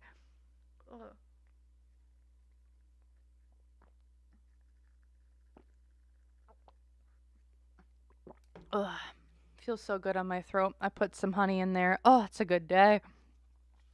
But so yeah, I wanted to kind of look into Tommyknockers. They're like little, they're supposed to be like 2-3 foot high little creatures. And like apparently they're seen kind of more in like those in that mid-range, but like I've been essentially seen in quite a bit of the Rocky Mountains, and they're like a huge lore and cryptid of the area, and I'm just curious because like that's kind of cool. It's like, did little people come in and kidnap some people? Like, I'm so curious because who wouldn't be, for my short friends out there, like, and myself being short, like, come on, we gotta, us short people need to unite against these people who just wanna, oh my god. So, let's take a look here at what are these Tommyknockers, what are Tommyknockers? Are they anything to write home about? Are they not to write anything to write home about? So let's see. Let's go on. So let's see right now. What's going on with our Tommyknockers here? Knight of Cups reversed. So it's like an emotional offer was rescinded, or we are not giving anything out anymore right now. Why is this Ten of Pentacles? We allowed you into our house. We allowed you into our space. Or like someone came into our house, into our space. Because this Ten of Pentacles here gives me the sense of like there's like us. This is our forest behind, and then there's like the stuff in front. So it gives me the sense of like you came in uninvited. Financial influences here. The Six of Pentacles reversed. Someone broke contracts. Someone broke agreements, contracts. You didn't pay the tithes to us. What? The Hierophant is hopes and fears. Commitment, agreement, marriage, higher powers, religious figures, unseen obstacles, the Three of Swords, heartbreak, challenges, the Eight of Pentacles, hard work didn't pay off. The Emperor reverses what's going on. We're being controlling of our own people, places, and or things. Here in the past, the Eight of Wands, rapid movement, celebration, and then here in the future, unhappiness. So are the Tommyknockers an actual thing? I don't actually think so. Because what this kind of feels like is it's like what we were seeing isn't really reality. With the Ten of Pentacles, why that is because this just feels like from the past, it's someone was playing a joke or a trick on someone because it's like something got screwed up with like not working hard enough. You didn't pay me your tithes. Like, was this like an old like marriage thing that people used to like a marriage midwives tale, or like a marriage? What do I want to say? It's almost like a marriage. You know how in The Office, what is it, Dwight Schrute, and it's like he had to go get his bride because the night before the cousins or like the groomsmen had like go and they kidnapped the fiance before the wedding day. Like, that's kind of what this gives me. It's like an old tradition of like you have to pay your tithes, or you have to do this, or you have to do that. And it's like this is like an old tradition that's just been passed down and down and down from like a marriage perspective. It's like you have to go through this ritual or this hazing ritual almost, it feels like. Because what's like the unseen obstacle is the Three of Swords. Like this is it's like hurtful. It's hurtful. It's heartbreak. But it's like also the challenge here. It's like you aren't working hard enough. It's super weird.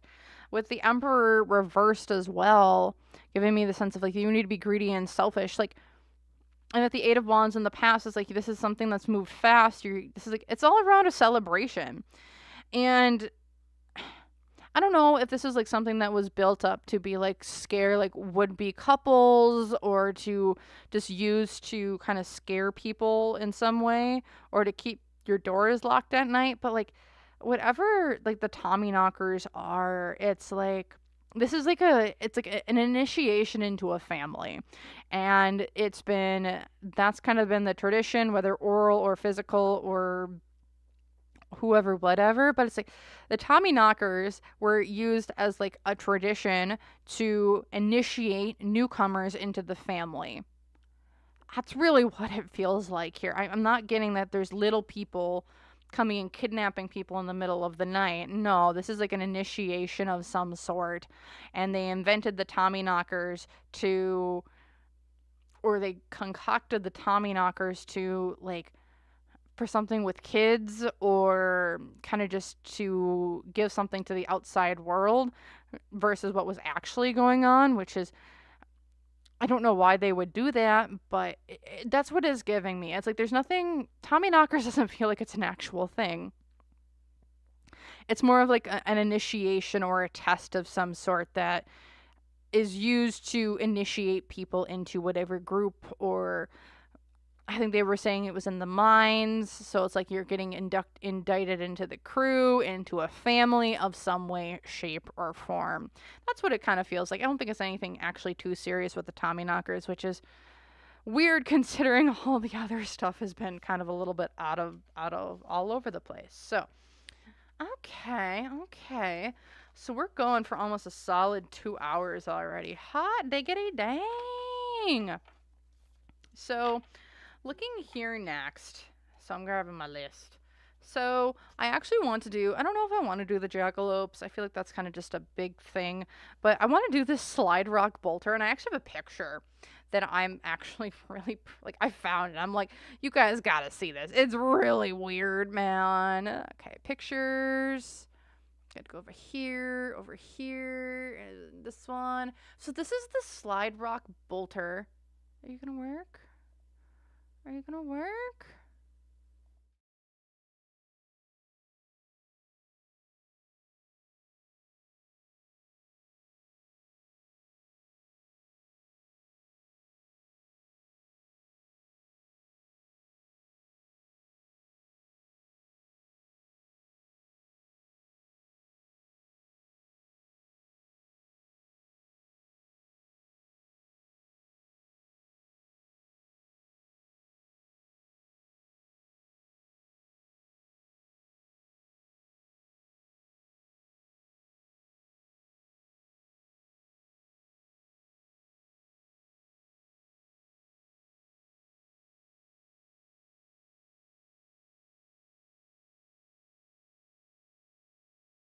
Let's take a look here at what is this slide rock bolter? Where did it come from? What are its origins that we can get through tarot and see what we can see?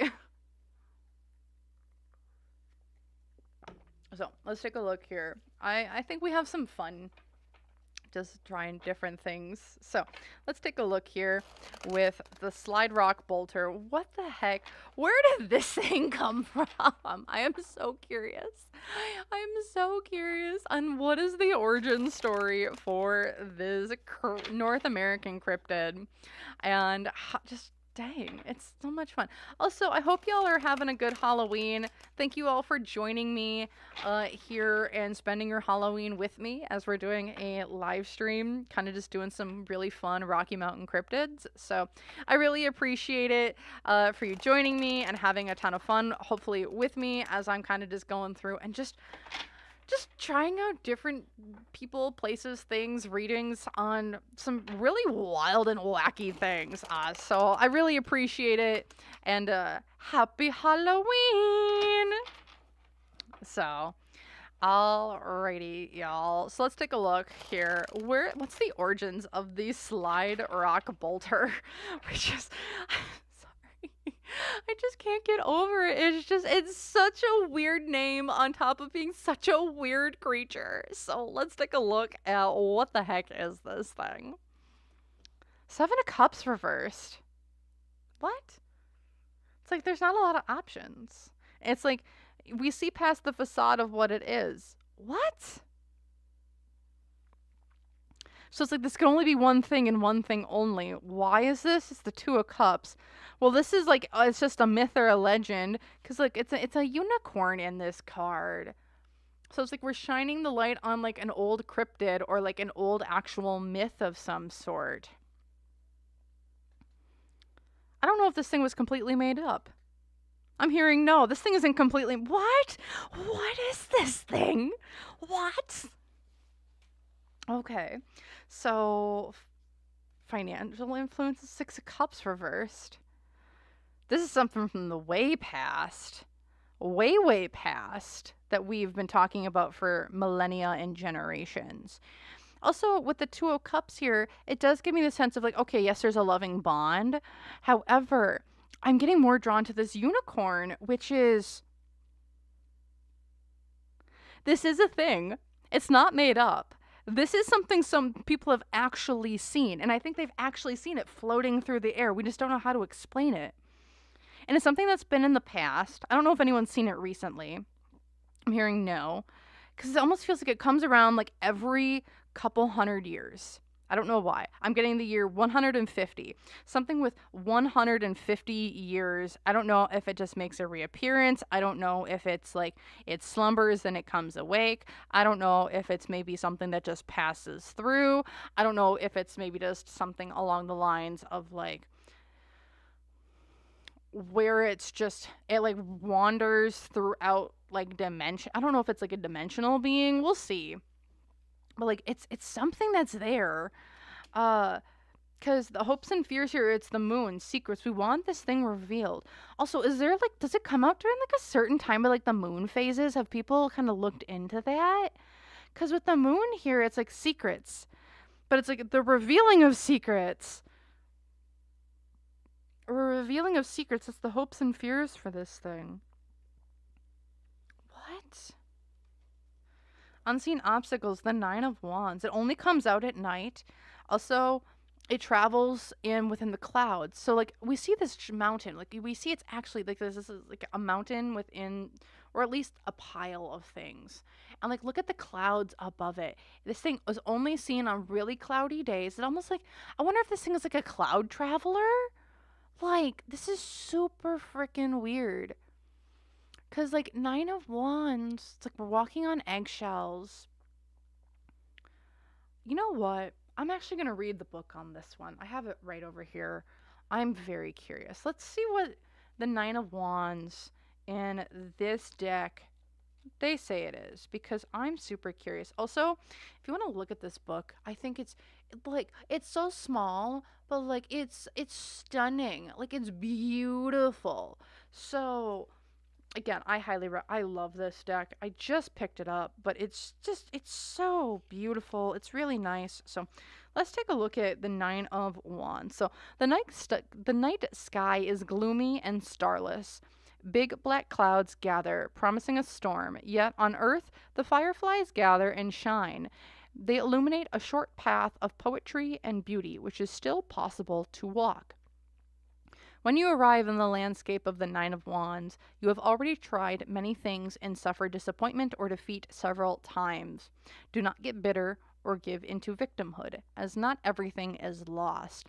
Here are the foundations of being able to resist and of your ability to meet challenges with the simple strength of your truth. Remember who you are. Positive, valuable, reserve, perseverance. Negative, tiredness and surrender. This is the unseen obstacle with this origin story. This thing is a cloud surfer, is what it feels like. But I keep hearing, no, it's not a cloud surfer. It only comes out during certain times of the year. It only comes out during certain weather events. And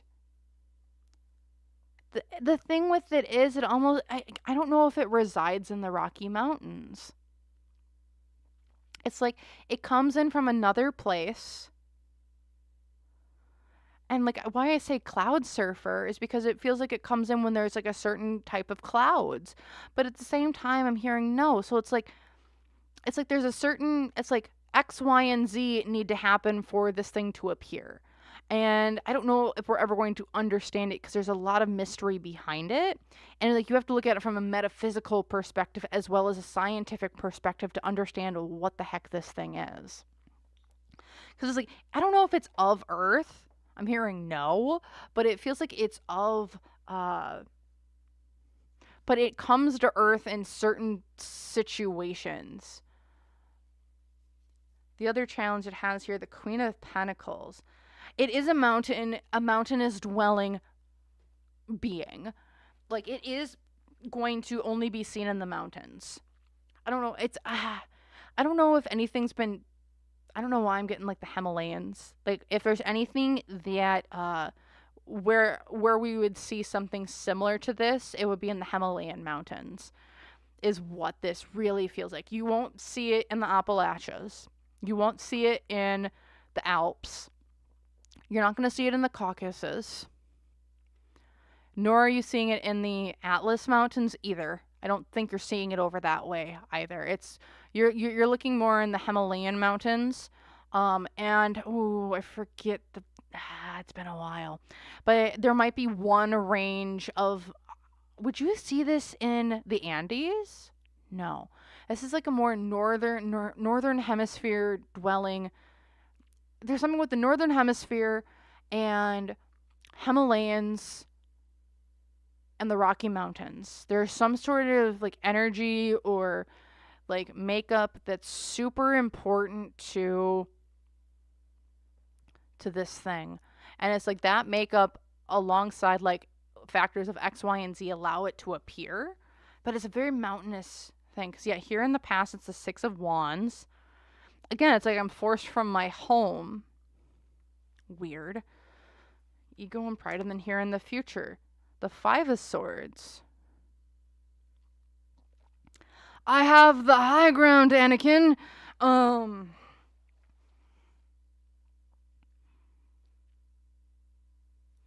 Because, like, with this thing and its origin story, this thing is real, in my opinion. Like, call me crazy, but this thing is real, and it's super weird, because, like, in the future, it's like, I have the high ground. This thing, whatever it is, like, it's called to, whenever certain situations, it's like, it needs to be X temperature with X barometric pressure, and we need to have this type of storm so it can come in and it appears, or it comes in, because it's like it's called to this location, almost feed off of energy.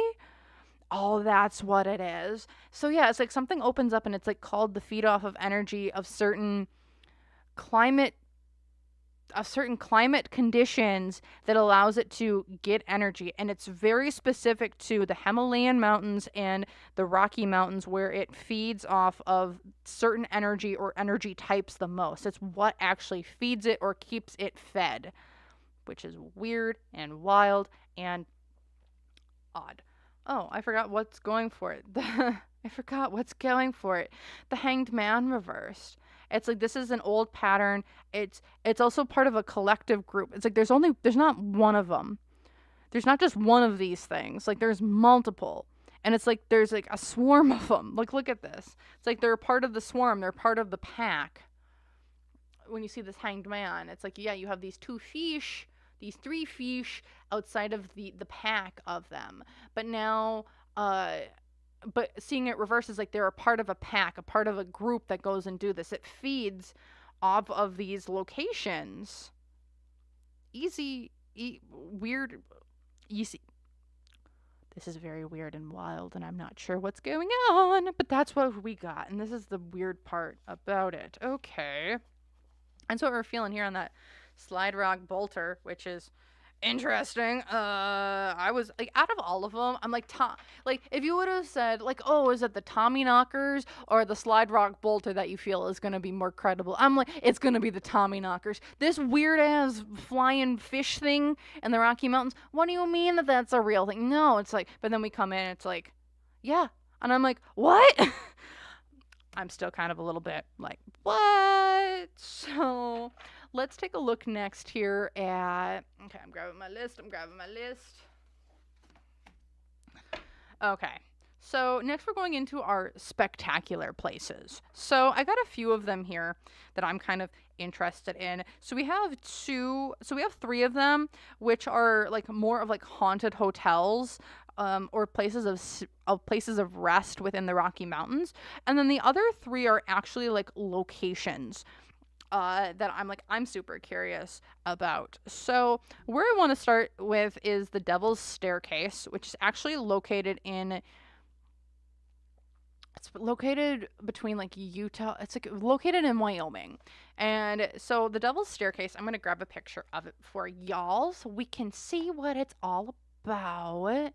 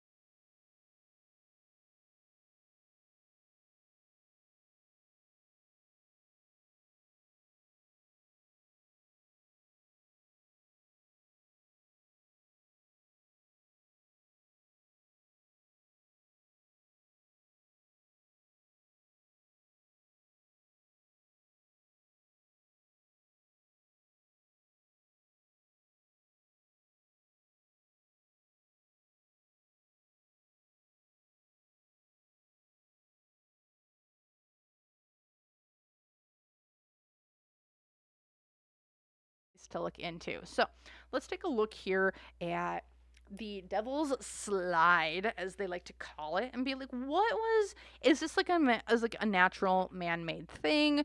Or is this kind of just or is this maybe something that was not so man-made, maybe not so naturally made? So I want to just take a look because it's something that I'm curious about. I love looking at old features or like old geological features that we're just like, we're trying to explain how this all happened. What in the world happened? Like, how could nature make this? Is this something true? Is this something not? So I wanted to take a look here. And also, if you guys have like any idea, like have any places, geological or like that are kind of weird or suspicious that you want me to take a look into, let me know. Like, what is it? One of them, I know some people, one that I've been really thinking about, like just recently, has been like Machu Picchu, and like, why was it abandoned? I think also, like, there's been a few other places too, like what happened here? Like, why did this kind of fall? Or like, what's kind of like some interesting places that you guys might have want to kind of see or kind of know a little bit more about. So let me know in the comments down below or in the chat, and I would love to be able to read just some different kind of things moving forward and the such, because I really love geography. It's legitimately my one friend and I would, for fun, we would just do geography quizzes. Yeah, we're kind of a little bit of nerds. It's okay. I love it. It's good times. So let's take a look here really quick. What's going on with the Devil's Slide here in Wyoming? What is it, man-made? Is it natural made? And let's see what other information we can get on it. So without further ado, let's get into it. All right, so let's take a look. See, the Devil's Slide in Wyoming. What is it? Is it natural made? Is it man-made? Six of Swords upright. This is for transportation from one area to another. Okay, so we're going from, so this is transportation from one area to another. It's all about movement of people, places, and or things. Why is this the Nine of Wands upright? Because we're anxious. Because we're trying to defend. It's like, because we're walking on eggshells of one place to another. Financial influences. Three of Swords reversed. This is for like protection of ourselves. We were burnt before. Do I believe this is man-made? No. Wait. Is this a man-made... hold on. Is this a man-made structure? No. Interesting. This isn't a man-made structure. This is something that's natural. The Devil's Slide is something that is natural. Interesting. Was not expecting that. But it's used for like transportation from one area to another. Why is this? Because of circumstances and the such. With the Three of Swords here, it's giving me the sense of like something was broken away. It's like this is a breaking. It's almost like this is just like a landslide. It's a weird landslide. I almost wonder if this is like a glacier. Like this is old glacier formations. Because hopes and fears here, the Knight of Wands. It's like this is something that just kind of, it just happened. It's like things just sometimes happen. Like you're leaping and you're going and you're doing things. And it's unseen obstacles. The Two of Swords reversed. More ice. The ice receded. This is a glacier. This is something with glaciers. It feels like at the point of time when this happened, it was like glaciers came in and it formed this place. Yeah, because it was from one place to another. Yeah, this is glaciers. Glacier melt and the such.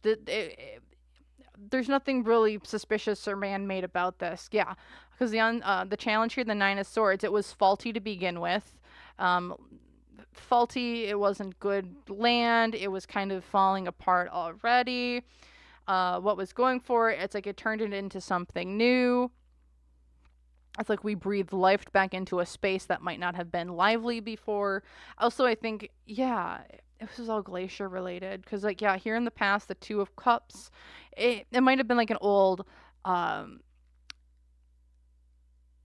yeah, it was just all about water. It's like water came in, water got rid of it. It's like it carved it out to be this cave where places, people, and things could be going through, going in and out of. This is all just glacier related. There's nothing, yeah. And then here in the future, the King of Cups, yeah, it's all water related. Um, Camouflages, emotional water type of energy. Yeah, this is just water. This is just water. It's people are like, oh, it's this devil's slide. It's man made. Like what's going on? It's like no, this is just a glacier formation. Nothing too weird or wonky about it. Just glacier formation and how the glaciers kind of carved it out and made it into what it is. Nothing ooky spooky or weird. Aw, I was kind of hoping it would be ooky spooky and weird. I'm like, was this like an old quarry or something that people were taking things from below and taking it to the top? Like, Nah, it wasn't that. It was just glaciers. I'm like, okay. All right. So now I have my next theory, which I want to do is the Devil's Tower. So this is probably my favorite conspiracy reading, in my opinion. I love this one. I'm gonna grab it up here. And this is just a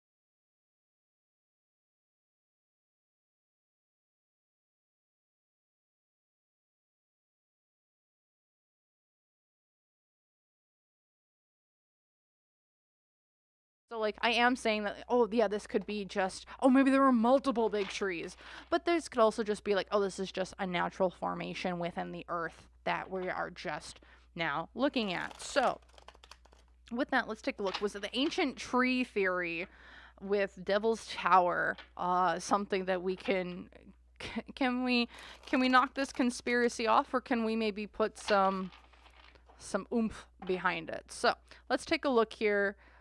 What's the history behind this ancient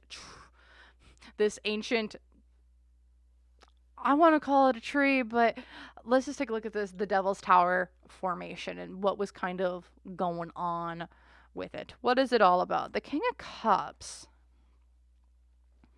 So this is something that blends in, but it's also like an emotional. It's something that's an emotions. It brings a lot of emotions out of people. It's comforting. It's like a rock it's a flowing sense of a rock. Interesting.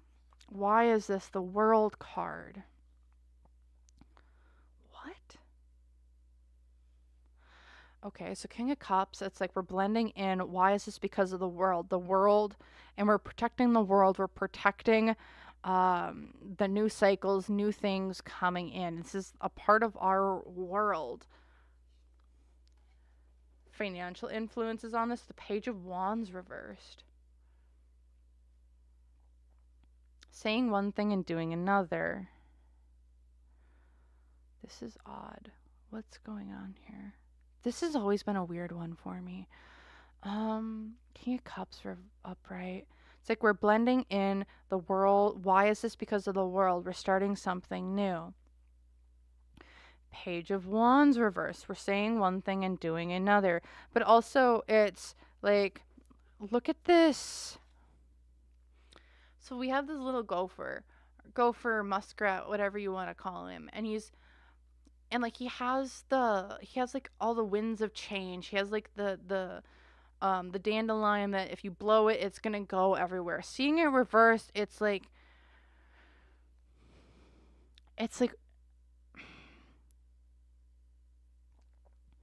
the trees, the saplings, the things. I'm just gonna pull more cards. It's like it got blown places, but it didn't get blown places. Unseen, or the hopes and fears here. It's like we see there's an illusion here. Like we're seeing something. We're seeing a reflection of something here. We're seeing the reflection. Things aren't moving forward. Things are stuck where they're at. It's like, but we're also seeing the reflection of what is presented. What? Unseen obstacles. The Five of Swords reversed. This is a lose-lose situation. It's like, Anakin, I have the high ground. Shit, Anakin, my arm is off. What did you do? What is going on? The challenge here. 10 of Cups. We lost our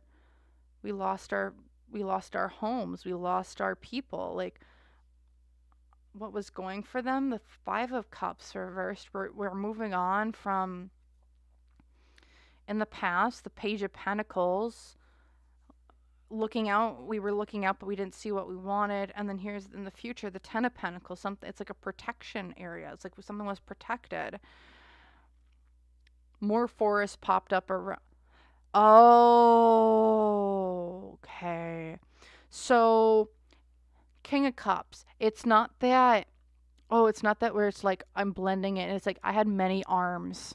There were many arms with the Devil's Rock. There's many arms or many different roots. There's many different roots of things that came from it. It's like, I don't know if the Devil's Tower was an actual tree. No, I don't think it was an actual. I'm not seeing it as like it's the world tree. It's not like Yggdrasil. I probably butchered that frickety frick frack. But it's like it had many different arms that spread across the world. There were many different arms spread across the world. Page of Wands reverses like things. But things didn't spread as they were supposed to. Like, we said one thing, but we did another. It's like the spread stopped for some reason. I don't know if there were maybe 8 arms or there were like maybe 8 occurrences of this tree somewhere. But it's like what we're seeing is like an illusion of what it once. Oh, it's like we're the hopes and fears. We're seeing the illusion of what it once was. Five of Swords reversed. Something got it at its base, so it wasn't able to grow interchange. That was the obstacle. It's like it got cut at its base.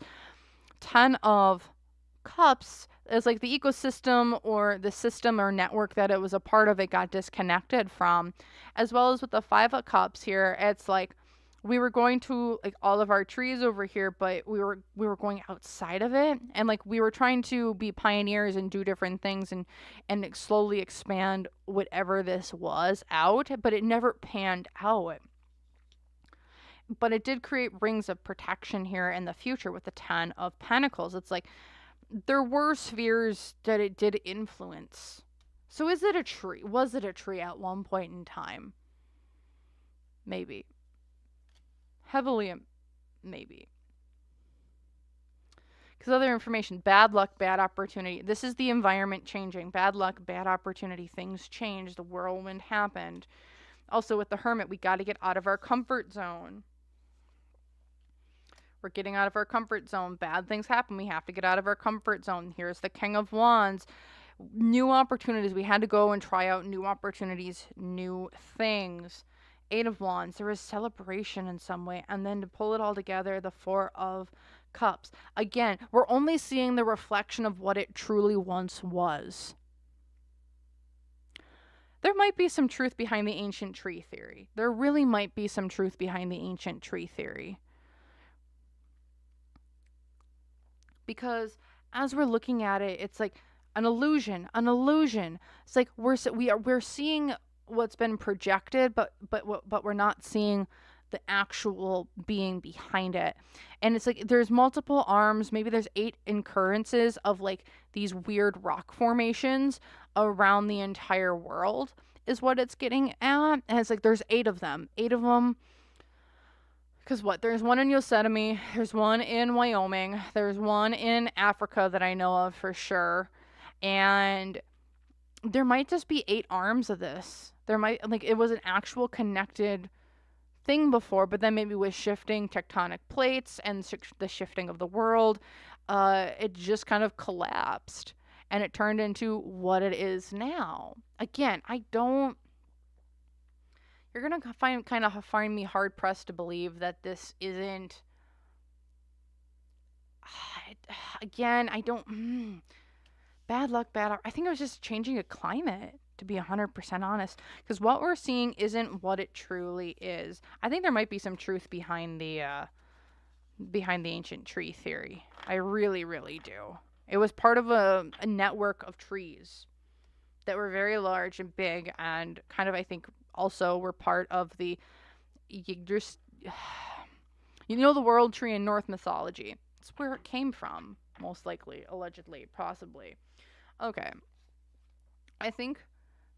So we have one more fantastical place to go through.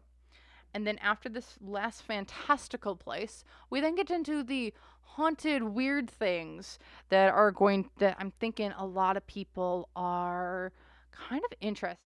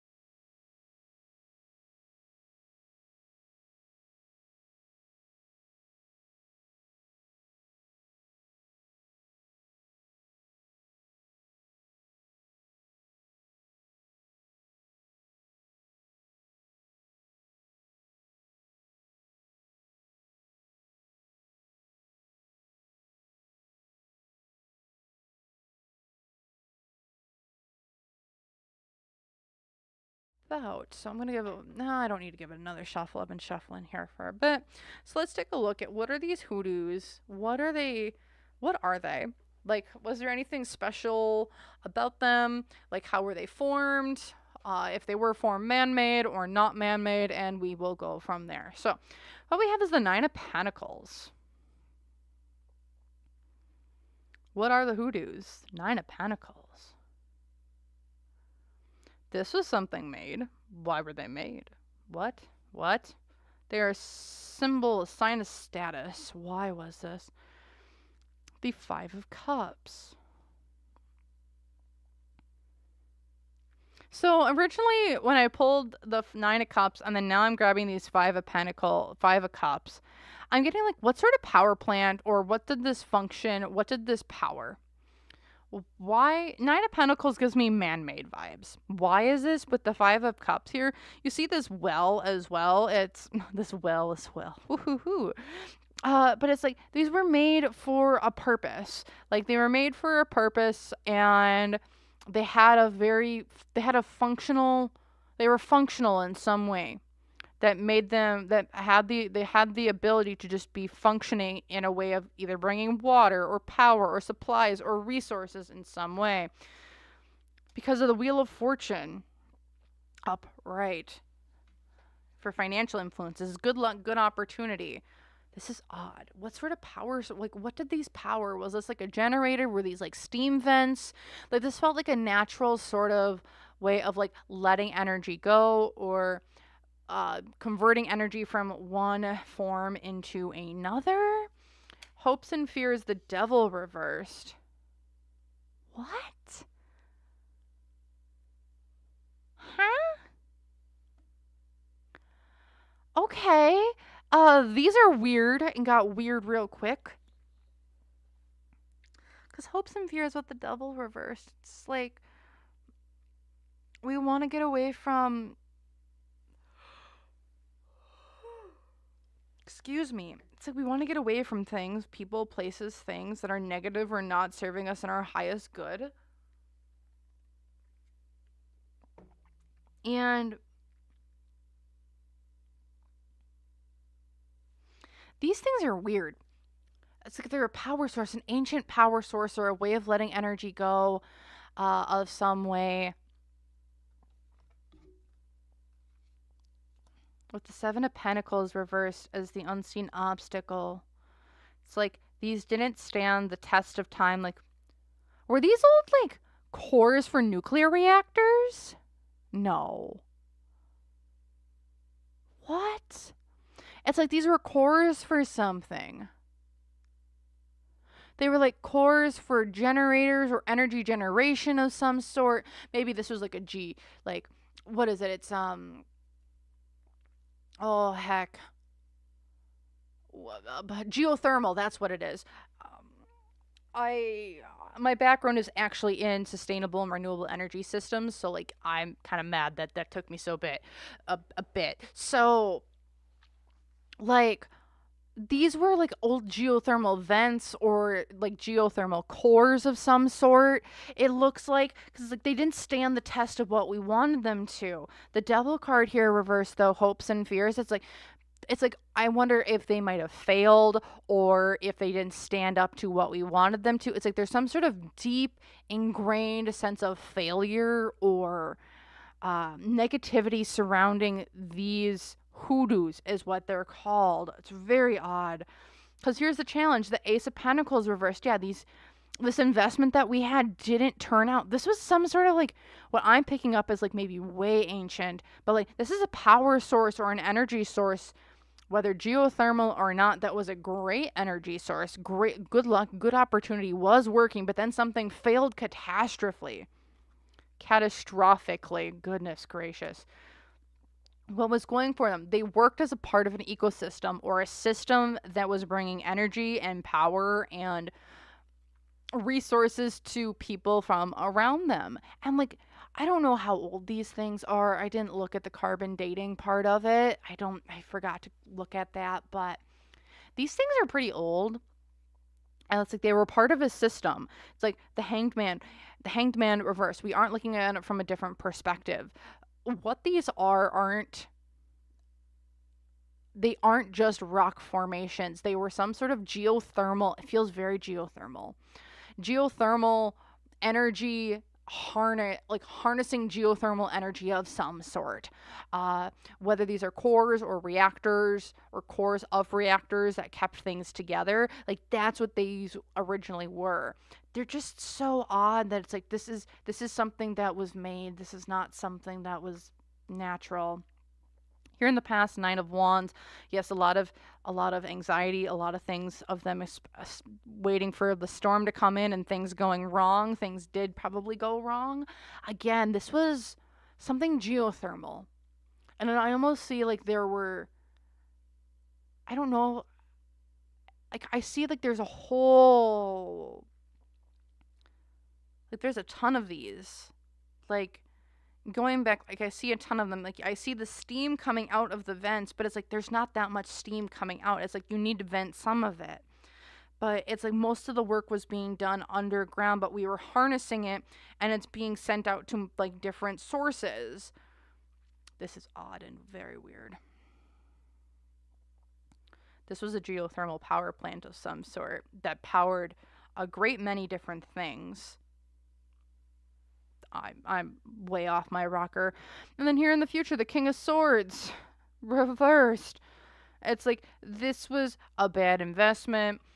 Someone was being like, it's my way or the highway. It was like a dictator coming in and saying, oh, we don't need to invest in that. Oh, we don't need to do this. Oh, we don't need to do that. This is, I'm sorry if I've lost you, but like this is super weird. King of Swords as well. It's like broken contracts, broken agreements. It's like this place failed because people, places, organisms failed to maintain it.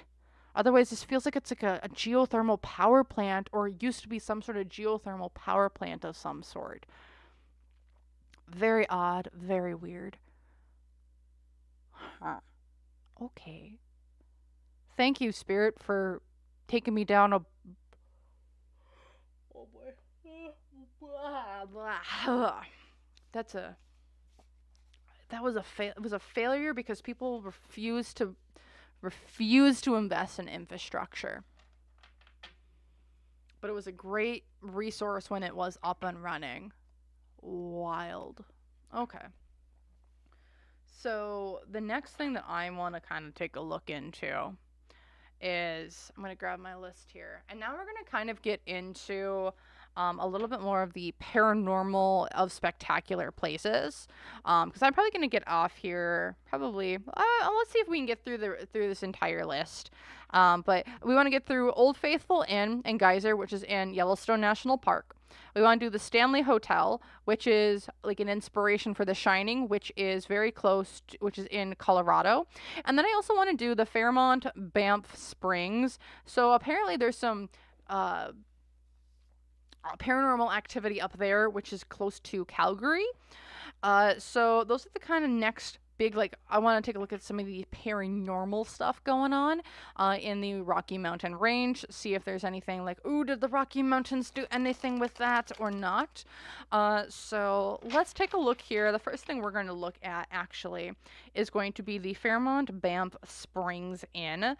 So this is it's just a hotel that is up in Calgary by the Fairmont Banff Springs, or the Banff Springs, which is also part of a national park up in that range. It's got a lot of hot springs as well. Same with, very similar to Old Faithful Inn, but let's take a look here at the Fairmont Banff Springs. And so there's allegedly a ghost bride who is in this location. So I wanted to just take a look, see what's kind of going on, what's with the land around that area, and how does it affect the alleged paranormal activity or spiritual activity that is in that area. So I'm going to give this one more quick shuffle.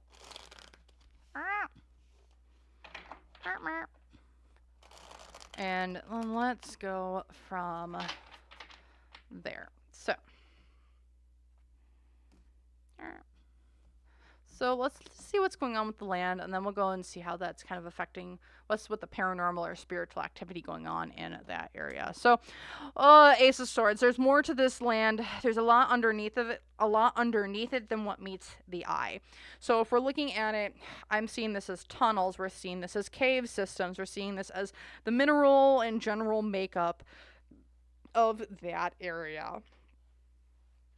So what's going on with the land that's affecting the paranormal? There's a lot of underground sediments. There's a lot of underground minerals, precious metals, and the such that really amp up the area. I would not be surprised if it has a ton of quartz underneath it, all of it. Why is this? Because of the Emperor.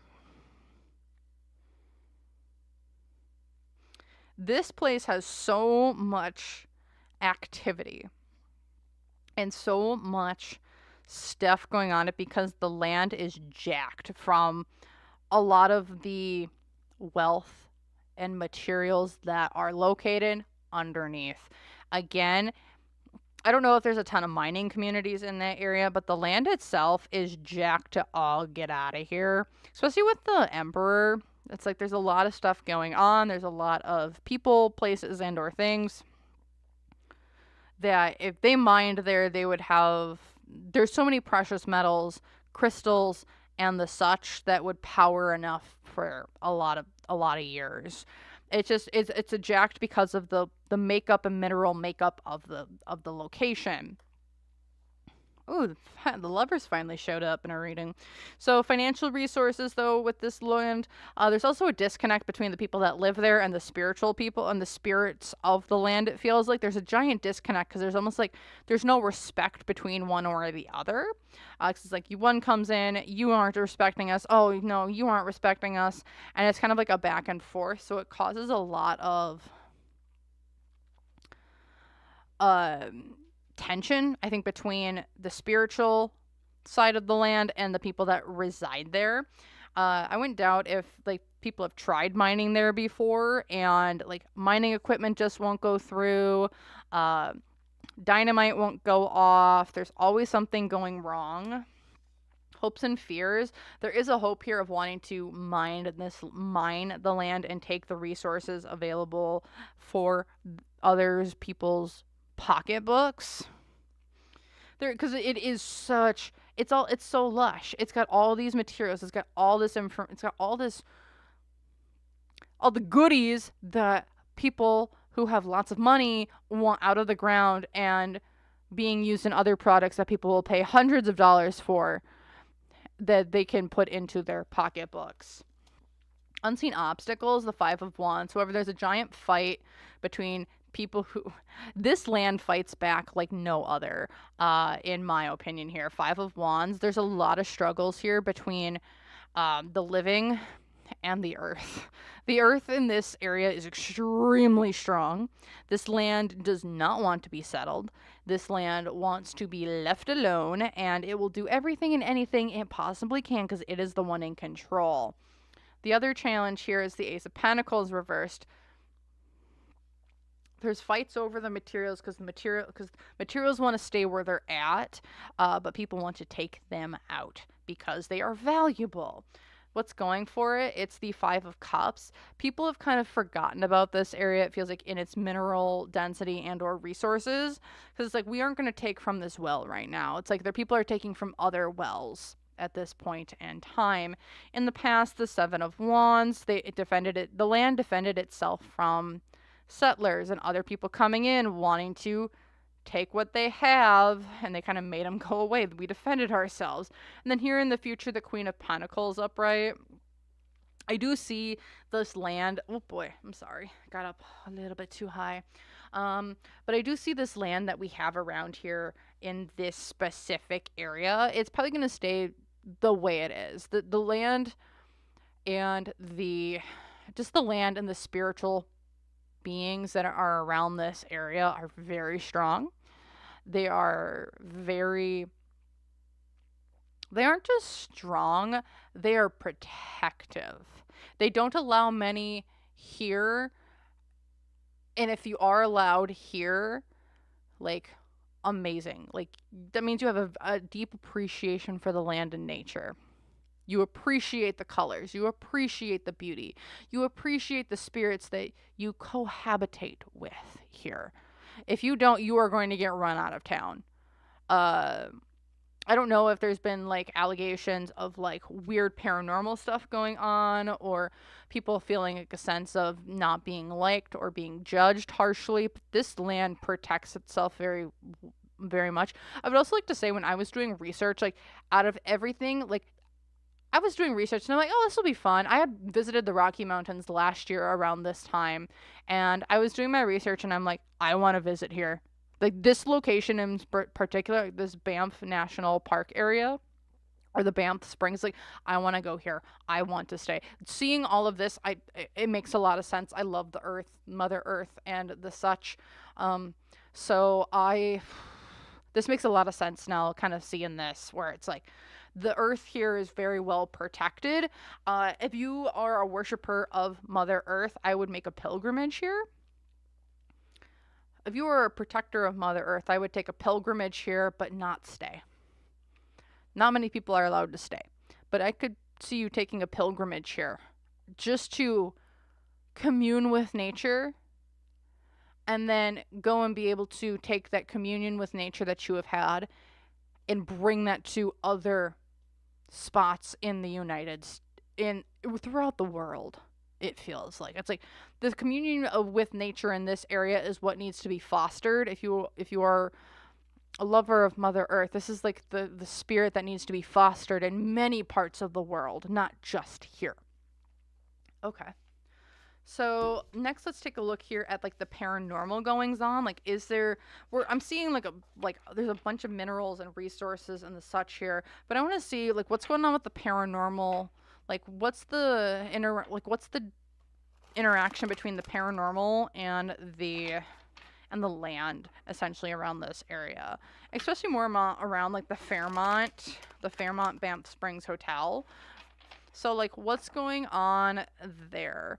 A little bit specifically. So also, feel free, if you're watching, hit that like button. I really appreciate it that you've liked, stayed around, and enjoyed the content. I really enjoy, and I really appreciate it, as it helps my videos get seen more, and more people just get introduced to my content. So I really appreciate it, and I thank all of you. So alrighty, now that we're getting a little bit more of the spooky times, let's take a look here at the paranormal and the Banff Springs Fairmont Hotel. So let's take a look at what that all has to do and say and the such. Like, what's going on there? Ooh, I got the heebie-jeebies. Don't go to that place in winter. Do not go to that place in winter. It would be my suggestion. If you're like, oh, I want to go check that place out, it sounds beautiful and phenomenal. It's like, sure, just don't go in winter. I wouldn't go in winter, but let's see what's going on. So the Eight of Cups reversed, or not reversed, but upright. Wanting to walk away from the situation. What is going on in this hotel? People want to walk away or leave situations, people, places, things that don't serve them anymore. Why is this? Is the Five of Pentacles reversed?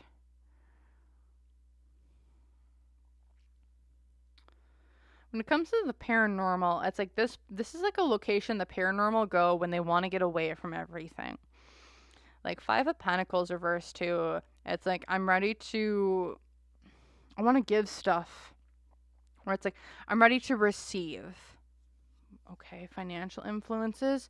The Seven of Cups. Like, yeah, this is the place to go. This is weird. So I've done a reading before on the Cecil Hotel, which is located in Los Angeles. This location is giving me something similar, where it's like, where the Cecil Hotel feels like it's in an area of like, it's a supernatural highway. What this location feels like, it's a supernatural, not rest stop, but a supernatural getaway. So you want to get away from nature? Okay, you are not get away. You want to get away from the hustle and bustle of things. You want to go check things out. You want to go be alone and commune with nature. You want to go heal some things that maybe happen in your frickin' life. This is the place that people go. And it's like I want to heal and move on from things and leave things behind I don't want.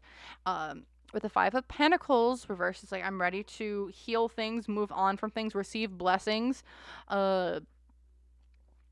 with the financial, and then like financial influences, 7 cups, like this is like the place that you go. Like on the other side, like this is the place that you go. Hopes and fears. I get to start anew and try something different. I almost see this place as like this is like where the paranormal go to get like rebaptized from like a Christian sense, but it's like you get renewed, revigored. You get to be cleansed at this location, which is odd from a paranormal standpoint. It's like this is a place of cleansing. It's like you get to be cleansed and go to the next stage. Unseen obstacles, the 6 of Wands.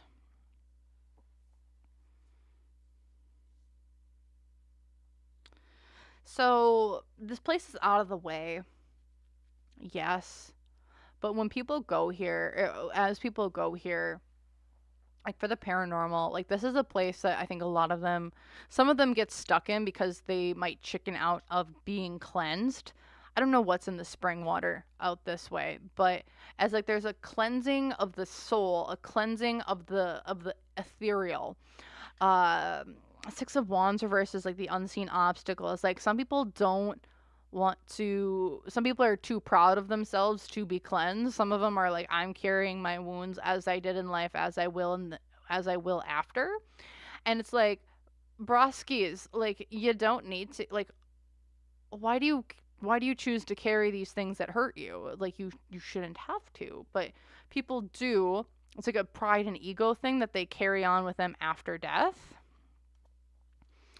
And then here we have the other challenge, the Knight of Wands as well. A lot of people come here before they're ready. And I think this is from a paranormal sense, not a, oh, the living. Oh, this is from like a paranormal sense of Knight of Wands. Like people come here before they're ready to be cleansed, renewed, and go and start something brand new. As the Knight of Wands is like we're leaping before we're looking. We're doing things brash and out of pure emotion instead of with a nice healthy balance of logic and emotion.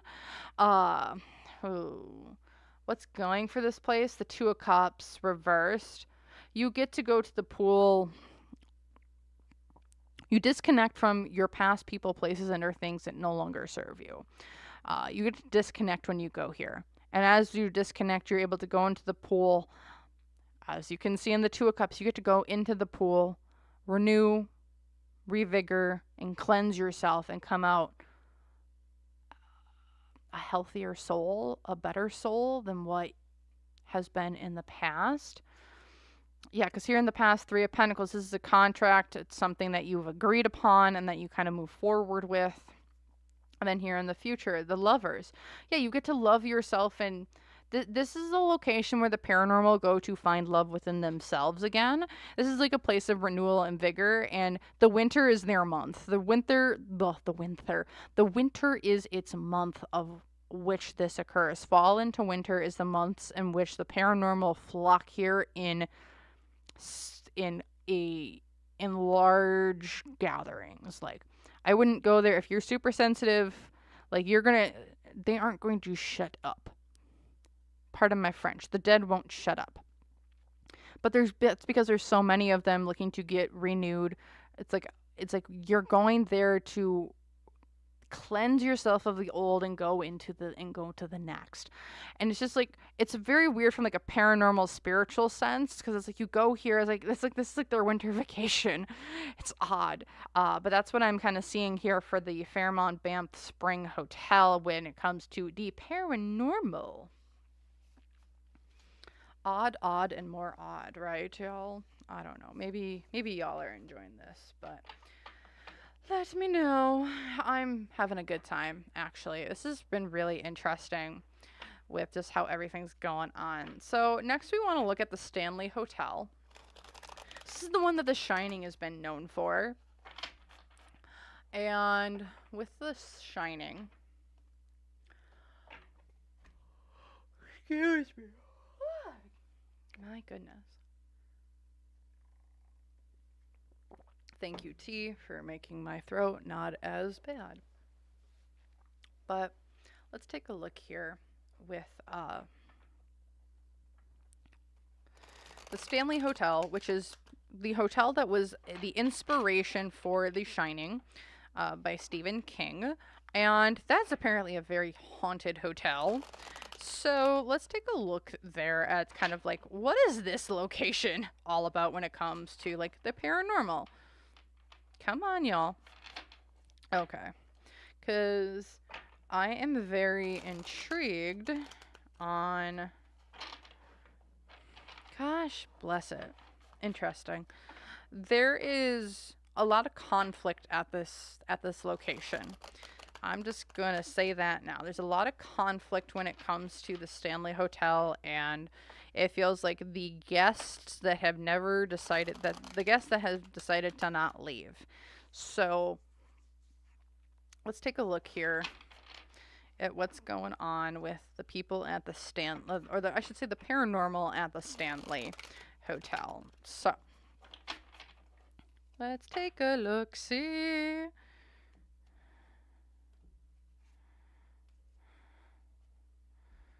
All right, let's take a look, see. What's going on with the paranormal at the Stanley Hotel? The Three of Pentacles, contracts. But these are like agreements that we've done to stay here. It's like we've agreed to stay here.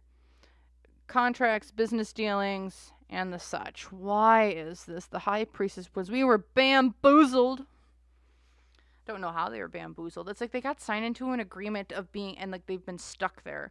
However that is. It's like I'm being stuck here because I've been bamboozled into staying here against my better judgment. Financial influences. Because I was told I was going to be the life of the party, but in reality, I've just been stuck where I'm at.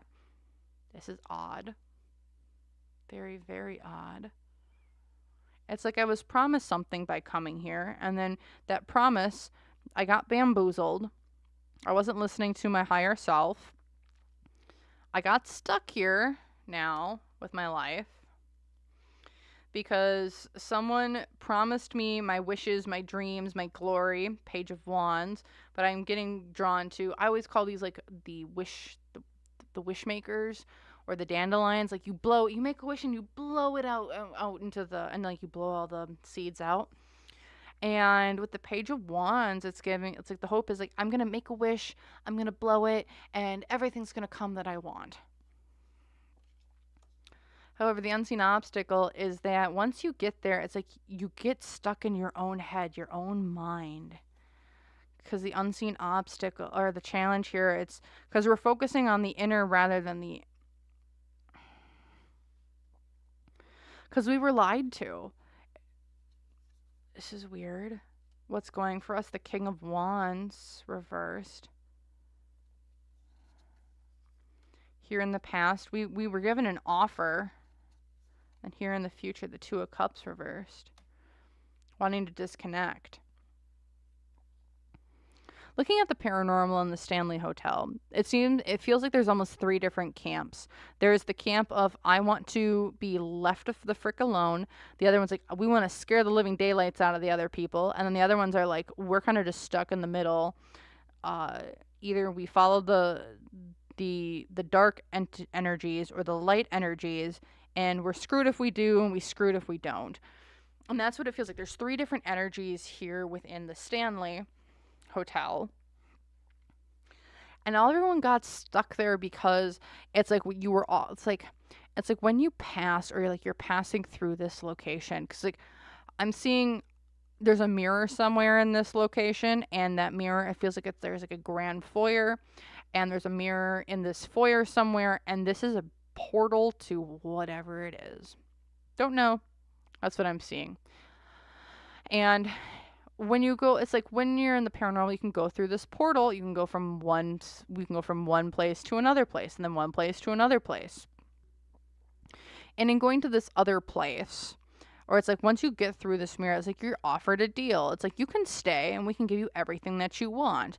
And like it's like you do it against your better judgment, or someone kind of bamboozles you into it, and then you are kind of forced to stay there. And in being forced to stay there, you're kind of not being able to move forward or backwards anywhere. You're stuck. Because it's like in the past, like you've given an offer, or someone gave you an offer or a business contract or something. And then here in the future, it's like now you're stuck. You are unhappy. You don't want to be connected to these people anymore. Like was what was going for people is this King of Wands who is like a master. How do I want to put this? Master gaslighter. I see it as like, so my snake oil salesman's my magician reverse, but in this deck I could be like, this is a predator that you kind of don't see as it's like, they're a predator, but it's like, but they just talk so smoothly that you kind of like those red flags are kind of just out the window. That's what it kind of feels like. Again, and they lure you in by like, I'm gonna grant you your greatest desires and wishes. You shouldn't take it because like you're being lied to. It's like you see this top part, and it's like they're just giving you, it's like they're just selling you the top part, but then you kind of get suckered into everything that's kind of beneath. It's like you should be reading the fine print, is what it feels like. Unseen obstacle here is the Five of Wands reversed as well, which is like internal fighting within oneself for me. And it's like this could be, it preys on people who might be having struggles within oneself or crossing over or just determining who they are and what they want to do. For some reason, it feels like people who astral travel, because people do. If you don't believe in it, okay, all right. To each their own, but it feels like people who astral travel can get stuck here really easily. And if you do, just get the heck out of there as fast as you can, because it's like there's something that's always, there's like a bellhop that always waits at the mirror, at the portal, and always notifies the manager when someone new comes in, and the manager's always trying to sucker them into staying. And it's like, don't stay, because then part of you has to stay there. Okay? Okay. That's what it feels like here for the Stanley Hotel when it comes to the paranormal. All right. Whew, my throat is a-going. Whew, boy. All right. Okay, so we're going to do the last thing here. And the last one that we're going to do, unless anyone else has any suggestions that you guys would like me to read upon, that you guys know about in the Rocky Mountains, I am going to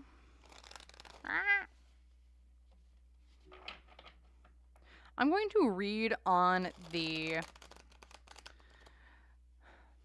Old Faithful Inn and Geyser, because there's a lot of weird stuff and a lot of reports on the Old Faithful Inn and Geyser being very, haunted, lots of weird energy. We're not sure if there's something going on with like the geyser itself and the such. So I wanted to take a look into it. And this is where I want to kind of cap off the night, because I think it's a fun reading. There's a bunch of going on. I want to look at the geyser itself, what's kind of like some maybe spiritual parts of what's going on there. Is there anything? And then I also want to do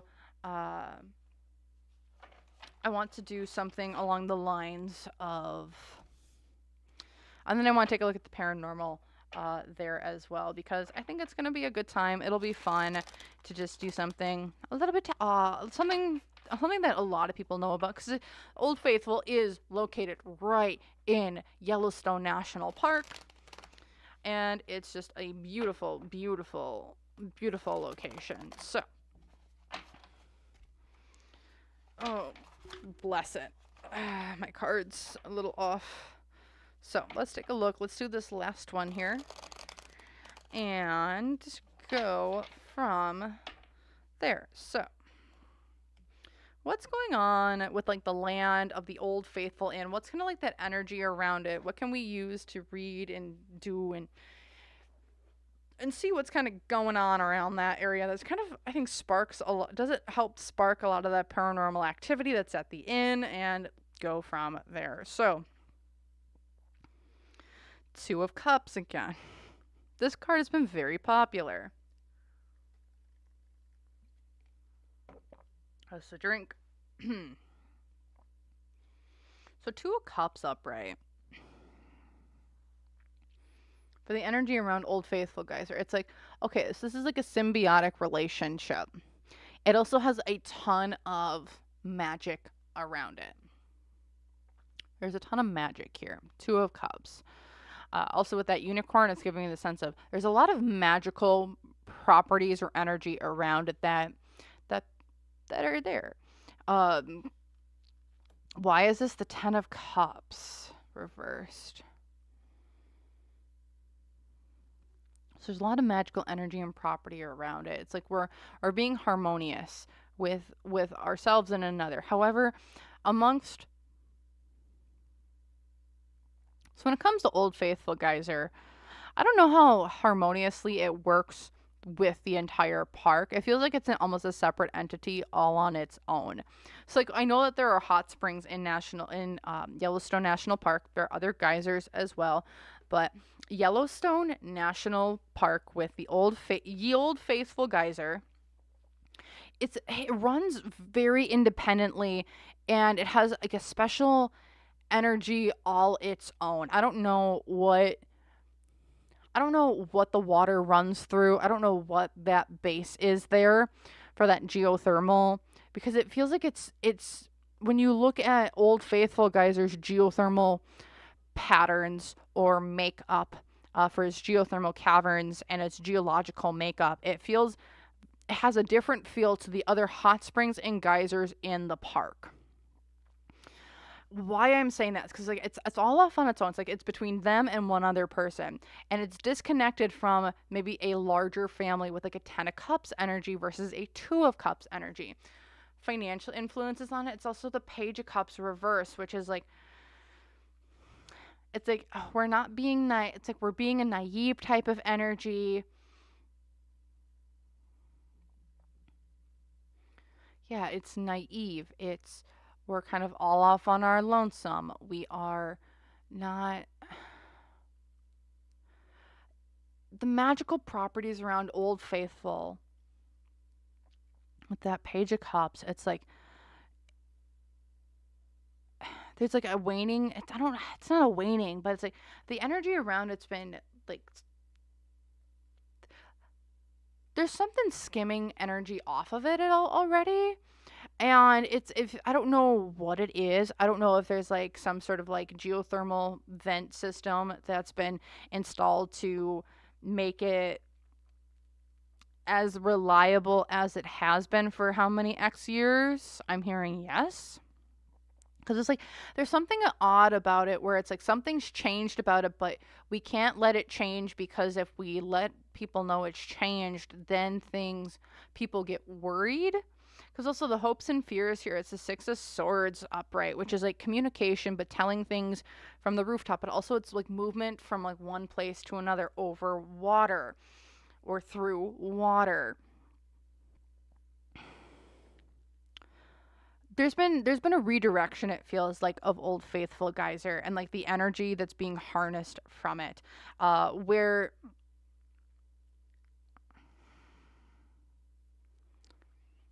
this is odd, because the hopes and fears here, are not the unseen obstacles. The sun, it's like disappointments, unhappiness. I swear to God, Old Faithful is not. Old Faithful from 50 years ago is not the Old Faithful of today. Old Faithful has changed. There is a time difference that should be there but isn't, and because something's getting skimmed off of it. Six of Swords, things are being transported from one area to another. That's not natural. It's the boat, remember. Page of Cups as well, reverse. It's like there's something with the water, or where water is going, or where energy is flowing, or where emotions or magic is flowing. This is a very magical geyser. Like, let me tell you, the energy that goes through it, it's almost being, it's like people have recognized it and it's being harnessed somewhere else. So it's like whatever energy is coming out isn't actually Old Faithful's energy. I don't know if anyone's gone to Old Faithful in like the past 10 years and then had gone and like remembers from like if they had visited it like 20 years ago, and it like I want to know, has anyone like seen like a difference between them? Because there feels like a massive difference between the Old Faithful of 20 years ago versus the Old Faithful of today. It's like the energy's changed. Like the magic that used to be there is no longer there. It feels so commercialized almost. Because here's the other challenge, the Eight of Cups. Yeah, we're refusing to walk away from a person, place, or situation that we should be walking away from. Also, another transportation of we're trying to move away or things are getting transported away. What's going for it's the Three of Cups. Something is waning. It's like the energy, or I don't know if there's been like three tubes or like if there's like three inlets that go into it, but it's like one of the inlets, I don't know if it collapsed or if it just stopped or if it's gotten too hyperactive. But with the Three of Cups here reversed, it's giving me the sense that like one of the inlets or one of the things that feeds Old Faithful Geyser either is super overactive or like collapsed into the other one, so now it's only like two. Or one of them has been diverted. And so that's what's made maybe Old Faithful not as powerful, or like the magic is gone. I keep hearing it. The magic is gone. Because here in the past, the Three of Pentacles reversed. Yeah, broken contracts, broken commitments, broken resources around. And then here in the future, the Six of Wands.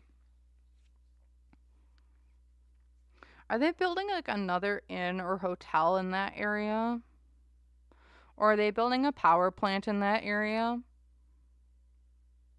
Because it feels like something's getting built there. Something's getting built in that area that's going to be like effective with Old Faithful. Six of Wands, we're being loud, proud. Things are being like, we're feeling like winners, victors in a situation. When it comes to Old Faithful and the land that's around it, it's like it's being victorious. I wonder if there might be something coming up here with like Old Faithful, and it's like there's going to be something even bigger that happens with the park or that geyser in particular. Because the land around it, it's like the magic's gone. The magic's gone from the land around it. It's very odd. Okay. So next I want to just take a look at the paranormal. That apparently is at the Old Faithful Inn, and we are going to end it there because my voice is going out. My voice is starting to really hurt, y'all, and I've been on here for 3 hours, so it's been a good time. I hope y'all have been enjoying it. Let me know if you guys have been enjoying. I know I sure as have.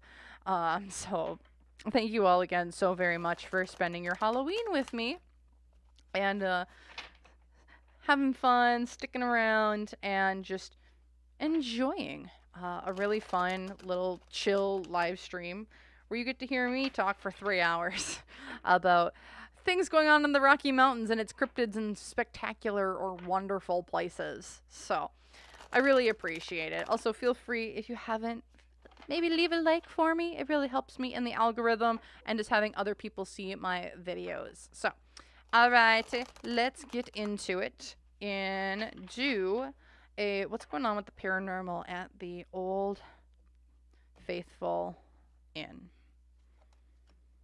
The Page of Pentacles reversed. Something's not panning out how we wanted it to. Why? Oh boy. Oh, there's the Devil card up, right? So there... What else we got here? Financial influences, wanting to walk away, or resources, we want to walk away.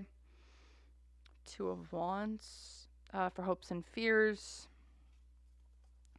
Unseen obstacles, the Four of Wands.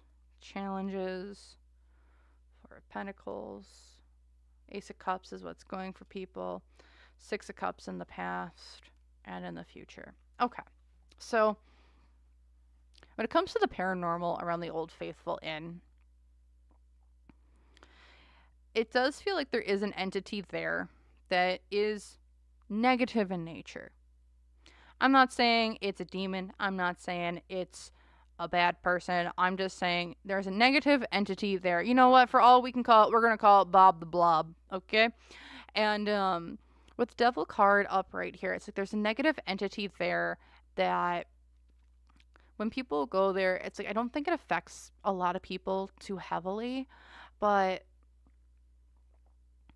it feeds off the energy of the springs. of the springs, of the geyser, and not so much of the people. This feels like a very more of like an elemental type of situation.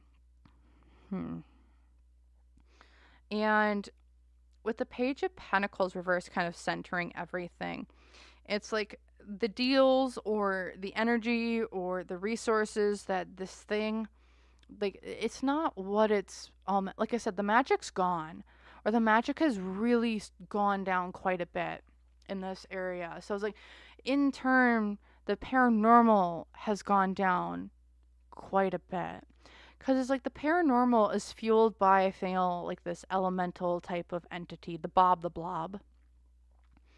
And with that Bob the Blob, and it being a more negative entity, and it feeds off the magic of the springs. Now that the magic of the springs is going down, it doesn't have that much energy. So in it not having much energy, it has to now release the hold it has over paranormal goings on there, because eight of cups as well, it's like we've had to walk away. Paranormal have walked away from this location. Magic is gone, in my opinion here. Two of Wands, hopes and fears, like, yeah, we got to go find something different. We have to, we're looking out for a different path. We're seeing things from a new perspective. We're trying to see something different or experience something different. Unseen obstacles, though, is the Four of Wands, but this is home for a lot of people. This has been the home for quite a few people. The other challenge here is the Four of Coins, or Four of Pentacles, which is, we don't want to, like, people have been giving themselves so, this location used to be extremely magical. It is not no more. I don't know how many times I need to say that, but it's like, and people started giving their energy to the place to elevate it back up. And it's kind of like in a vicious cycle right now of, to maintain the magic, we need to give our magic. But but in reality, the magic that we're giving isn't going back to the geyser, it's going back to some other place. It's super weird. I don't know if someone's like funneling the magic themselves, like, underground somewhere. It feels like it's like I'm like funneling the magic underground to a location that I can harness it from and no one else can.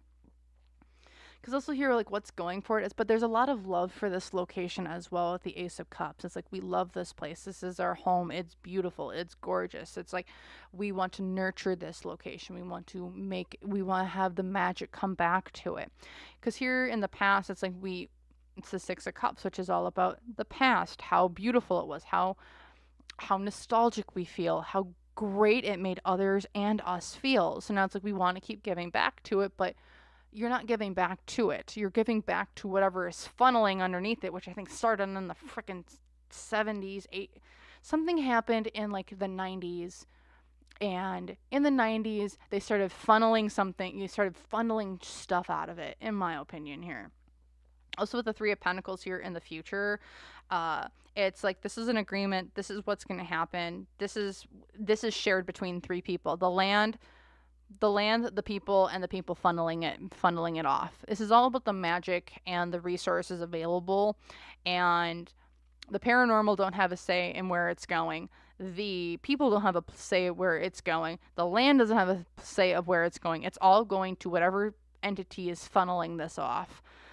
So that's what I'm feeling here for what's going on with the paranormal at Old Faithful Inn. If you guys enjoyed, let me know in the comments down below.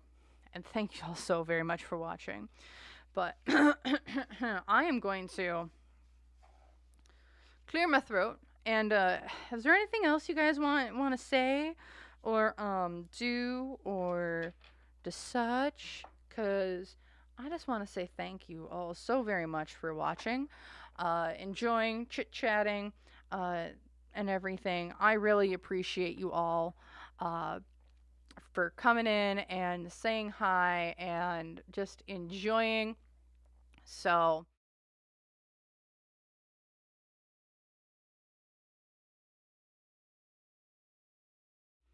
yeah, just wanted to say hi and say thank you so very, very much for coming in, enjoying, and watching.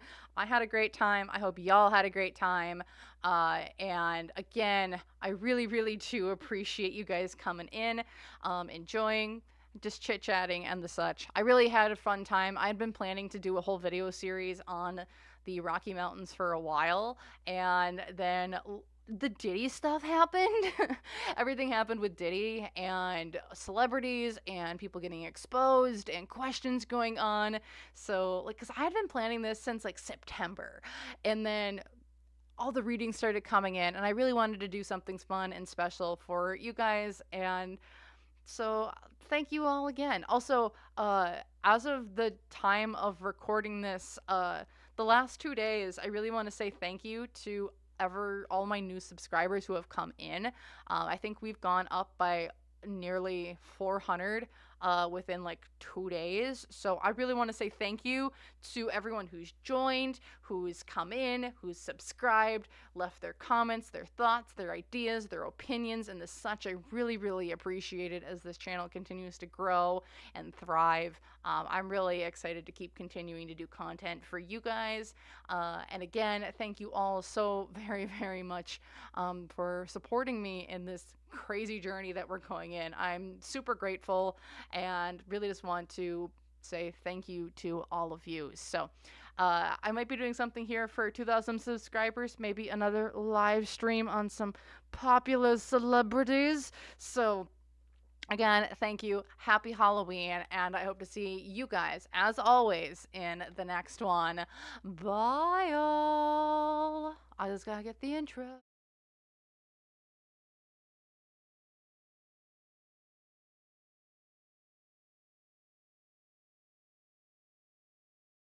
You guys get to see my beautiful face as I get this all figured out, because you know what? I'm a hot mess, just as maybe everyone else is a hot mess some days. So, again, I just really, really appreciate it. For... Hold on. Okay, we good.